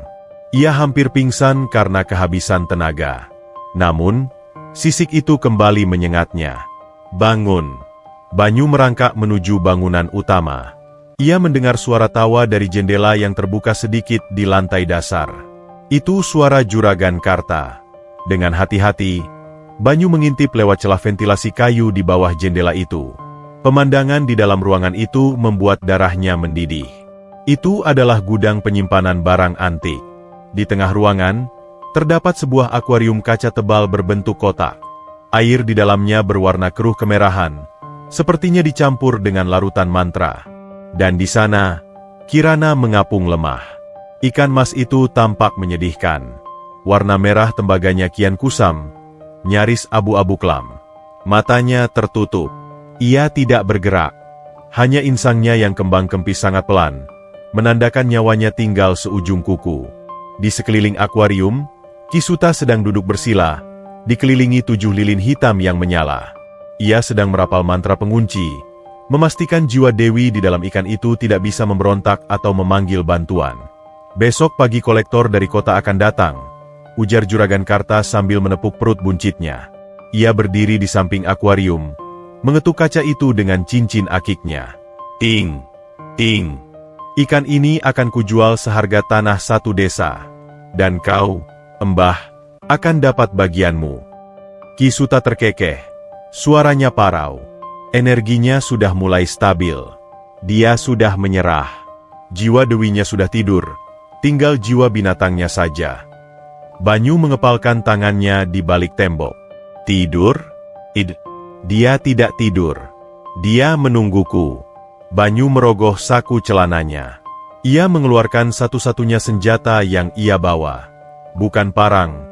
Parangnya tertinggal di hutan. Ia hanya membawa sebuah ketapel kayu kecil, mainan masa kecilnya, dan beberapa butir kerikil tajam sungai. Ia tahu ia tidak bisa melawan mereka dengan otot. Ia harus menggunakan kecerdikan. Ia harus memecahkan konsentrasi dukun itu. Jika mantra terputus, mungkin kekuatan Kirana bisa kembali. Banyu membidik. Bukan ke arah orangnya, tapi ke arah susunan lilin hitam di depan Ki Suta. Tangannya yang gemetar ia paksa untuk tenang. 1 tembakan. Kesempatan hanya sekali. Jika meleset, ia mati. Angin malam berhembus pelan, seolah menahan napas bersamanya. Banyu menarik karet ketapel itu sekuat tenaga dengan jari yang patah. Rasa sakitnya luar biasa, membuat pandangannya memutih sejenak. Tapi ia tidak peduli. Us! Kerikil itu melesat menembus celah ventilasi. Targetnya bukan kepala Ki Suta, melainkan sebuah guci keramik besar berisi air kembang yang berdiri tepat di samping susunan lilin. Perang! Guci itu pecah berkeping-keping. Air bah tumpah ruah, menyapu bersih ketujuh lilin hitam itu dalam sekejap. Api padam. Asap hitam membumbung. Kisuta terlonjak kaget. Mantranya terputus di tengah jalan. Siapa itu? Di dalam akuarium, mata Kirana tiba-tiba terbuka lebar. Untuk sedetik, mata itu kembali bening dan bersinar emas. Ia merasakan kehadiran Banyu. Ikatan batin mereka yang sempat putus oleh mantra, kini tersambung kembali dengan ledakan energi yang dahsyat. Di luar, Banyu tersenyum getir. Ia sudah menyerahkan posisinya. Tapi ia berhasil membangunkan sang putri tidur. Sekarang, saatnya konfrontasi terakhir. Ruangan gudang barang antik itu seketika berubah menjadi neraka kepanikan. Padamnya 7 lilin hitam akibat terjangan air kembang menciptakan kegelapan mendadak yang mencekam, hanya diselingi oleh asap putih sisa sumbu yang mengepul bau hangus. Mantra pemutus sukma yang dirapal Kisuta terpenggal paksa, meninggalkan energi jahat yang tak bertuan berputar liar di udara, mencari mangsa. Kurang ajar. Tangkap pelemparnya. Teriak Juragan Karta, suaranya pecah oleh histeria. Ia meraba-raba dalam gelap, menabrak meja kayu jati hingga patung keramik di atasnya jatuh berderai. Perang. Di luar jendela ventilasi, Banyu hendak melarikan diri, namun tubuhnya yang sudah hancur tak bisa diajak kompromi. Kakinya tersandung akar tanaman hias saat mencoba berbalik. Belum sempat ia bangkit, sebuah tangan raksasa mencengkeram kerah bajunya dari belakang. Dapat kau, tikus! Geram salah satu centeng yang menjaga pintu samping. Banyu diseret paksa masuk ke dalam gudang melalui pintu belakang. Tubuhnya dilempar ke tengah ruangan, tepat di depan akuarium besar yang kini menjadi satu-satunya sumber cahaya remang-remang. Lampu ruangan dinyalakan kembali oleh centeng lain. Cahaya listrik yang menyilaukan mengungkap pemandangan yang menyedihkan. Banyu terkapar di lantai marmer yang dingin, darah segar menetes dari pelipis dan jari-jarinya, mengotori kemewahan rumah sang juragan. Juragan Karta menghampiri dengan wajah merah padam. Urat-urat lehernya menonjol. Matanya melotot penuh tamak dan kebencian. Kau lagi. Desisnya. Ia melayangkan tendangan keras ke perut Banyu. Bug. Banyu terbatuk darah. Tubuhnya melengkung menahan sakit yang menusuk tulang. Ia tidak mempedulikan rasa sakit itu. Matanya terkunci pada akuarium di hadapannya. Kirana. Ikan mas itu kini melayang di tengah air yang masih keruh merah. Matanya terbuka lebar, menatap Banyu dengan intensitas yang mengerikan. Insangnya bergerak cepat. Ada getaran aneh yang memancar dari kaca akuarium itu. Sebuah dengungan rendah yang membuat gigi ngilu. Ngung, kau merusak ritualku. Gembel. Kisuta bangkit berdiri. Wajahnya belepotan air kembang dan pecahan beling guci. Dukun tua itu tampak ketakutan. Ia tahu konsekuensi memutus ritual di tengah jalan. Energinya bocor. Dia bangun. Cepat tutup kain hitam di akuarium itu. Namun terlambat. Banyu, dengan sisa tenaga terakhirnya, merangkak mendekati kaca akuarium. Ia mengabaikan ancaman Juragan Karta. Ia mengabaikan parang yang dihunus centeng. Tangannya yang berdarah dan patah, tangan yang menggenggam sisik emas, ia tempelkan ke permukaan kaca akuarium yang dingin. Darah Banyu menempel di kaca. Maafkan aku. Bisik Banyu, air matanya jatuh, bercampur dengan darah di lantai.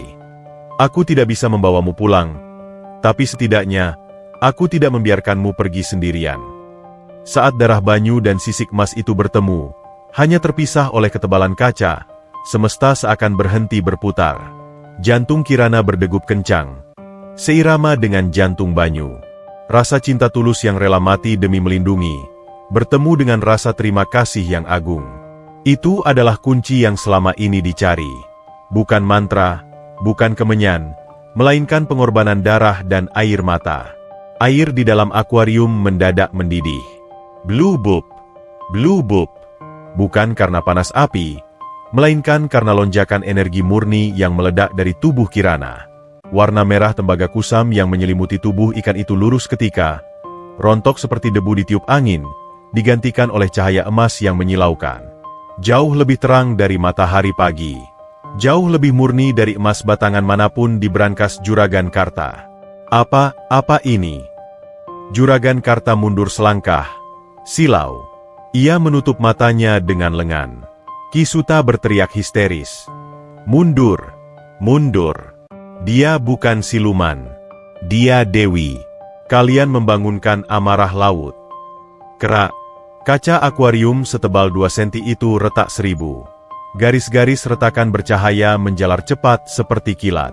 Kirana membuka mulutnya, mengeluarkan jeritan magis yang tidak terdengar oleh telinga, namun menghantam sukma setiap orang jahat di ruangan itu. Pia aar.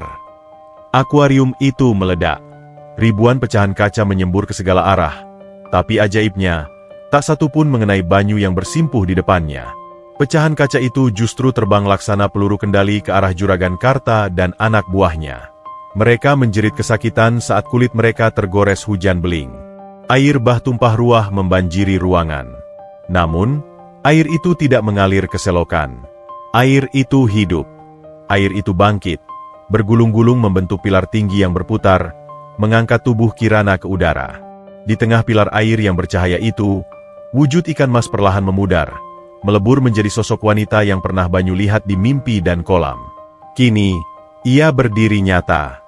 Ia mengenakan gaun dari tenunan air dan cahaya. Rambutnya hitam panjang melayang-layang seolah masih berada di dalam air.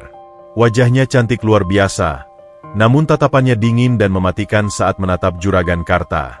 Di dahinya, tersemat sebuah sisik emas yang berkilau seperti permata mahkota. Inilah wujud asli sang Dewi ikan mas yang terbuang. Kalian. Suara wanita itu bergema, bukan dari mulutnya, tapi dari seluruh dinding ruangan. Suaranya indah namun mengerikan, seperti gemuruh ombak badai. Berani menodai ketulusan dengan keserakahan. Juragan Karta jatuh terduduk. Wajahnya pucat pasi. Kakinya gemetar hebat hingga terkencing-kencing. Ampun. Nyai. Saya tidak tahu. Saya pikir cuma ikan pesugihan. Emas yang kau cari adalah fana, lanjut Dewi itu. Ia mengulurkan tangannya. Air di lantai bergerak seperti ular raksasa, melilit kaki Juragan Karta, Kisuta, dan para centeng. Mereka berteriak minta tolong, tapi air itu membungkam mulut mereka. Air itu terasa panas mendidih bagi mereka yang berhati jahat. Kisuta, yang paling mengerti dunia klinik, bersujud sambil menangis darah. Matanya yang buta kini mengeluarkan asap. Ampun, mantraku salah. Aku mujrik, ampuni aku. Kalian tidak pantas berada di tanah ini, ucap sang Dewi dingin. Dengan hentakan tangan yang anggun, air itu melempar tubuh-tubuh mereka keluar melalui jendela dan pintu yang jebol. Brak, buk. Mereka terlempar jauh ke halaman lumpur, basah kuyup, ketakutan setengah mati, dan yang pasti, harta benda mereka di dalam gudang itu hancur total terendam air bah. Karma instan telah dibayar lunas. Harta yang mereka puja, kini hanyut tak tersisa. Suasana ruangan mendadak hening. Hanya ada suara tetesan air. Es. Perlahan, pilar air itu surut. Cahaya emas yang menyilaukan meredup menjadi pendar hangat yang menenangkan. Sang Dewi turun menapak lantai basah. Kakinya tidak menyentuh tanah, melainkan melayang 1 inci di atasnya. Ia berjalan mendekati Banyu yang masih meringkuk kaku, tak berani mengangkat wajah. Banyu merasa dirinya terlalu kotor, terlalu hina, dan terlalu rusak untuk menatap keagungan sosok di depannya. Namun, tangan halus yang sejuk menyentuh dagu Banyu, mengangkat wajahnya perlahan. Banyu membuka matanya yang bengkak. Ia melihat wajah itu. Wajah Kirana. Kau bodoh sekali, bisik Dewi itu lembut. Air mata bening menggenang di pelupuk matanya. Kenapa kau datang? Kau bisa mati. Karena. Suara Banyu serak. Ia terbatuk pelan.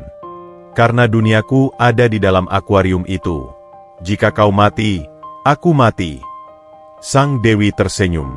Senyum paling tulus yang pernah disaksikan alam semesta. Ia berlutut. Tidak peduli gaun cahayanya menyentuh lantai kotor. Ia memeluk tubuh Banyu yang penuh darah dan lumpur. Namaku Kirana, ucapnya, menegaskan nama yang Banyu berikan. Dan kau adalah manusia dengan hati paling emas yang pernah kutemui. Saat Dewi itu memeluknya, keajaiban terakhir terjadi. Luka-luka di tubuh Banyu bereaksi. Rasa sakit yang menusuk tulang perlahan menghilang. Tulang-tulang jarinya yang patah terasa hangat, bergerak menyatu kembali. Memar di wajahnya pudar. Darah berhenti mengalir. Banyu merasakan kekuatan hidup yang baru mengalir deras ke dalam nadinya. Bukan kekuatan untuk berkelahi, tapi kekuatan untuk hidup bahagia. "Kita pulang?" tanya Kirana, menatap mata Banyu dalam-dalam. Banyu mengangguk kaku, masih tak percaya. "Tapi, rumahku hancur. Kolammu rusak." "Rumah bukan tentang atap dan dinding, Banyu," jawab Kirana sambil menggenggam tangan Banyu erat. Tangannya kini nyata, hangat, dan manusiawi. Rumah adalah di mana kita tidak merasa sendiri. Malam itu, warga desa yang terbangun karena suara ledakan, melihat pemandangan yang takkan pernah mereka lupakan seumur hidup. Sebuah cahaya emas berjalan menembus kabut keluar dari gerbang rumah Juragan Karta yang banjir, menuju ke arah hutan. Di tengah cahaya itu, terlihat siluet seorang pemuda pincang yang berjalan tegak, bergandengan tangan dengan seorang wanita yang kecantikannya tidak masuk akal. Di belakang mereka, rumah gedong sang juragan gelap gulita, tenggelam dalam lumpur dan kesunyian yang kelam. Fajar menyingsing di ufuk timur dengan kelembutan yang belum pernah disaksikan oleh lembah itu selama berpuluh-puluh tahun. Sinar matahari pagi tidak lagi terasa menyengat atau menghakimi, melainkan membelai pucuk-pucuk daun basah sisa badai semalam dengan jari-jari cahaya yang hangat. Hutan yang biasanya kelam dan tertutup kabut abadi, kini terbuka. Langit biru bersih membentang luas, seolah semesta baru saja mencuci wajahnya dari dosa-dosa keserakahan manusia yang sempat mengotori tanah ini. Banyu berjalan menyusuri jalan setapak menuju gubuknya. Langkahnya ringan. Tidak ada lagi bunyi sreet, duk, yang menyedihkan. Kakinya menapak tanah dengan mantap, tegak, dan kuat. Tulang-tulangnya yang semalam remuk redam kini terasa padat berisi, dialiri tenaga kehidupan yang berdegup seirama dengan napas hutan. Namun, sesekali ia masih berhenti, meraba kakinya sendiri dengan ragu, seolah belum percaya bahwa takdir kelamnya sebagai si pincang telah dihapus dalam satu malam. Di sampingnya, berjalan sosok yang membuat bunga-bunga liar di pinggir jalan menunduk malu. Kirana. Wanita itu, sang dewi, tidak lagi mengenakan gaun cahaya yang menyilaukan. Ia kini mengenakan kebaya sederhana dari kain tenun alam yang entah didapat dari mana. Warnanya hijau lumut berpadu dengan selendang kuning gading. Kakinya telanjang menyentuh tanah, namun tidak ada debu yang berani menempel di kulitnya yang berkilau. Setiap kali telapak kakinya menyentuh rumput mati, rumput itu seketika menghijau, tegak, dan segar kembali. Jejak langkahnya adalah jejak kehidupan. Mereka sampai di halaman gubuk. Banyu berhenti. Hatinya mencelos getir. Pemandangan di depannya adalah sisa-sisa keganasan Juragan Karta dan anak buahnya. Gubuk bambu tempat ia berlindung seumur hidup itu telah rata dengan tanah. Tiang-tiang penyangga patah, atap rumbia berserakan diinjak-injak, dan perabotannya hancur berkeping-keping. Itu bukan rumah. Itu adalah bangkai kenangan. Habis. Desis Banyu. Suaranya bergetar. Kita tidak punya tempat berteduh. Hujan akan datang lagi, dan kita. Banyu menunduk. Ia merasa malu. Ia membawa seorang dewi pulang ke tumpukan sampah. Bagaimana mungkin ia bisa membahagiakan makhluk seagung Kirana jika dinding untuk bersandar saja ia tak punya? Rasa hampa dan tidak berguna kembali mencoba menyelinap masuk ke dalam sukmanya. Namun, Kirana menggenggam tangan Banyu. "Jangan melihat dengan mata manusiamu, suamiku," bisik Kirana lembut. Kata, "suamiku," itu terucap begitu alami, membuat jantung Banyu berhenti berdetak sesaat. "Lihatlah dengan mata hatimu. Kehancuran adalah awal dari kelahiran yang lebih indah." Kirana melepaskan genggamannya, lalu berjalan perlahan ke tengah reruntuhan gubuk. Ia merentangkan kedua tangannya ke samping, memejamkan mata, wajahnya menengadah ke langit. Angin berhembus. Os. Kali ini angin itu membawa aroma bunga sedap malam dan tanah basah yang subur. Dari dalam tanah di bawah runtuhan, terdengar suara gemeretak halus. Banyu terbelalak mundur. Tunas-tunas bambu muda muncul dari sela-sela kayu busuk. Mereka tumbuh dengan kecepatan yang tidak masuk akal.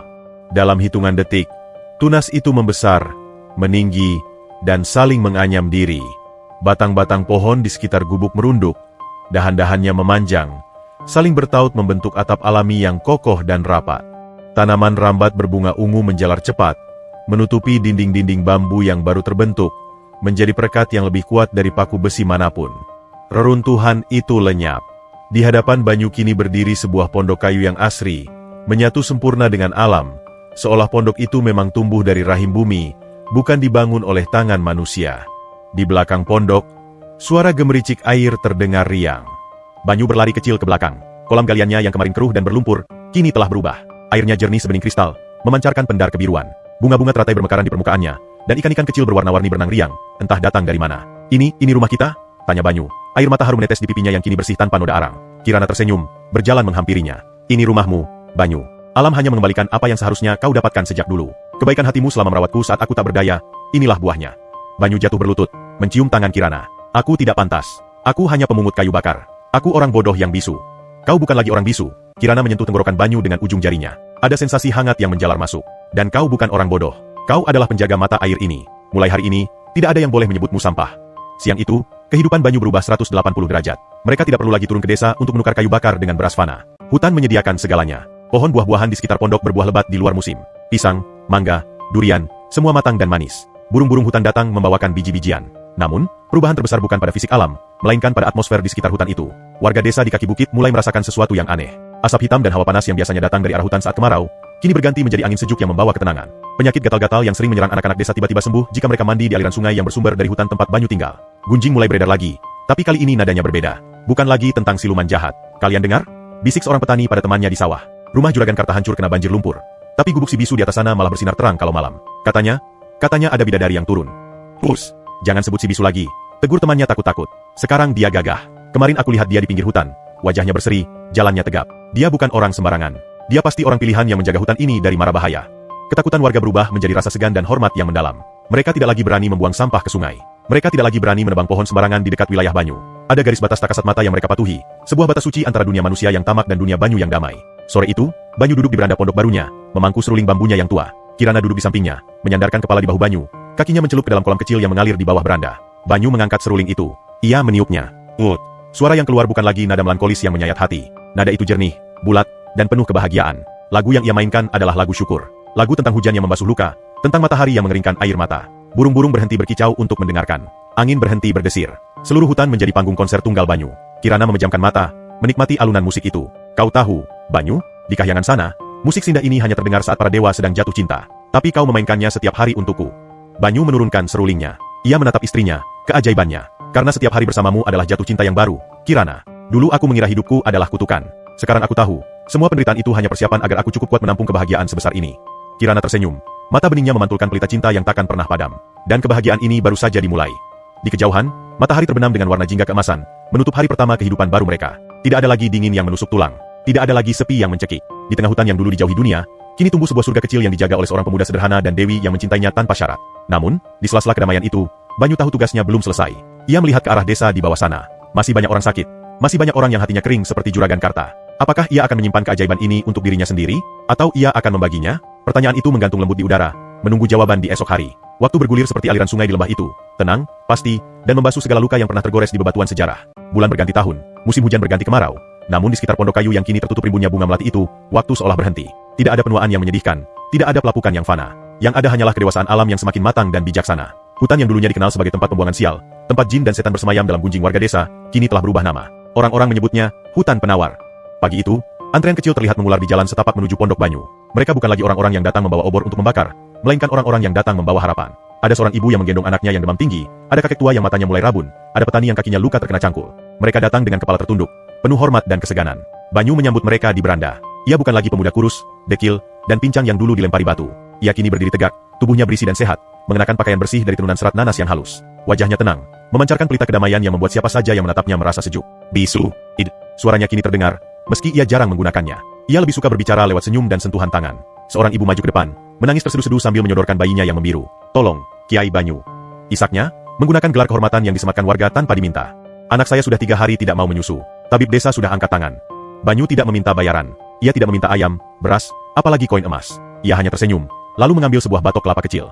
Ia menciduk air dari gentong tanah liat yang diletakkan di sudut beranda, air yang bersumber langsung dari kolam rahasia di belakang rumah. Minumlah, ucap Banyu lembut. Satu kata itu memiliki wibawa yang magis. Sang ibu meminumkan air itu setetes demi setetes ke mulut bayinya. Keajaiban sederhana terjadi. Napas bayi itu yang tadinya tersengal, perlahan menjadi teratur. Warna kulitnya yang pucat kembali merah muda. Tangisnya pecah. Oek, oek. Tangisan lapar yang sehat dan kuat. Sang ibu bersujud syukur, hendak mencium kaki Banyu. Namun Banyu menahannya dengan lembut. Ia menggeleng. Jangan sujud pada manusia, Bu. Sujudlah pada Sang Pencipta. Air ini hanya perantara, ujar Banyu rendah. Pulanglah. Rawat dia dengan kasih sayang. Itu obat yang paling mujarab. Begitulah hari-hari Banyu berlalu. Ia menjadi penyembuh, bukan karena ia sakti mandraguna, tapi karena ia membagikan berkah yang diberikan alam kepadanya. Ia tidak menimbun kekayaan. Gubuknya tetap sederhana, meski ia bisa saja membangun istana emas jika ia mau. Sementara itu, nun jauh di bawah sana, runtuhan rumah gedung Juragan Karta masih berdiri sebagai monumen keserakahan.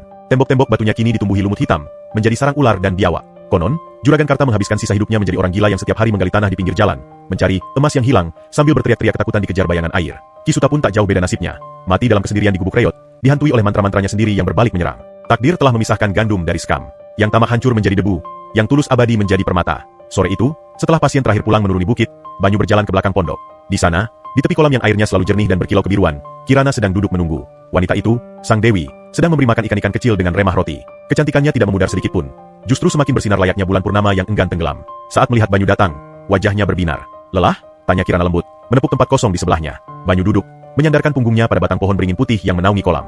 Ia menghela napas panjang, melepaskan segala beban sebagai orang suci di mata warga. Di sini, di samping istrinya, ia hanyalah Banyu. Tidak lelah, jawab Banyu sambil meraih tangan Kirana, mengecup punggung tangannya yang harum.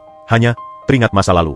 Dulu aku duduk di sini sendirian, menangisi nasib, berharap mati saja karena merasa dunia tidak adil. Kirana tersenyum, matanya menerawang ke permukaan air kolam yang tenang. Dunia memang seringkali tidak adil pada mereka yang lemah, Banyu. Tapi semesta selalu mencatat setiap tetes air mata yang jatuh karena kesabaran. Banyu menatap wajah istrinya lekat-lekat. Terkadang, ia masih merasa ini semua mimpi. Bagaimana mungkin seorang pemungut kayu bakar yang cacat bisa memiliki takdir seindah ini? Kirana, panggil Banyu pelan. Apakah suatu hari nanti kau akan kembali ke kayangan? Meninggalkanku saat tubuh manusianya ini menjadi tua dan renta? Pertanyaan itu adalah ketakutan terbesar Banyu. Ia sadar dirinya hanyalah manusia fana. Kulitnya akan keriput, rambutnya akan memutih, dan napasnya akan berhenti suatu hari nanti. Sedangkan Kirana, dia adalah abadi. Kirana menoleh. Wajahnya berubah serius. Namun tatapannya teduh menenangkan Sukma. Kau tahu kenapa aku diusir dari langit? Tanya Kirana. Banyu menggeleng. Selama ini ia tidak pernah berani bertanya. Karena aku mencari sesuatu yang tidak ada di sana, jawab Kirana. Ia menyentuh dada Banyu, tepat di mana jantungnya berdetak. Di langit, semuanya sempurna. Tidak ada sakit, tidak ada lapar, tidak ada sedih. Tapi karena tidak ada penderitaan, di sana juga tidak ada pengorbanan. Tidak ada ketulusan yang teruji. Kirana mendekatkan wajahnya. Emas di kayangan itu dingin, Banyu. Tapi hatimu hangat. Saat kau membelah kayu bakar dengan tangan berdarah demi membelikanku obat, saat kau melawan dukun jahat dengan tubuh hancur, saat itulah aku menemukan surga yang sesungguhnya. Air mata Banyu menetes. Jawaban itu menghapus segala keraguannya. Jadi, kau tidak akan pergi? Tidak akan, janji Kirana. Ia menyandarkan kepalanya di bahu Banyu. Bahkan jika nanti tubuhmu kembali menjadi tanah, dan namamu tertulis di batu nisan, Pusara, aku akan tetap di sini. Aku akan menjadi bunga yang tumbuh di atas kuburmu. Aku akan menjadi air yang mengalir di sebelahmu. Kita sudah terikat, Banyu. Bukan oleh mantra, tapi oleh cinta yang lebih tua dari waktu. Angin sore berhembus pelan, menjatuhkan kelopak bunga warna-warni ke permukaan kolam. Gluk, gluk. Suasana menjadi sangat hening dan sakral. Banyu merangkul bahu istrinya erat-erat. Ia memandang ke sekeliling. Hutan ini, kolam ini, gubuk ini, semuanya adalah bukti bahwa kebaikan sekecil apapun tidak akan pernah sia-sia. Dulu, ia mengira emas adalah logam kuning yang membuat orang saling bunuh. Sekarang ia mengerti. Emas yang sejati bukanlah yang disimpan di dalam peti besi. Emas yang sejati adalah tangan yang memberi saat kekurangan, senyum yang tulus saat disakiti, dan hati yang tetap lembut meski dunia menghantamnya dengan keras. Terima kasih. Bisik Banyu pada angin, pada hutan, pada Tuhan. Matahari perlahan tenggelam di ufuk barat, melukis langit dengan warna ungu dan jingga. Di tepi kolam rahasia itu, dua siluet duduk berdampingan dalam diam. Manusia dan dewi, bumi dan langit, menyatu dalam sebuah dongeng yang tidak akan pernah berakhir. Selama masih ada orang yang percaya bahwa cinta adalah satu-satunya keajaiban yang paling nyata di muka bumi ini.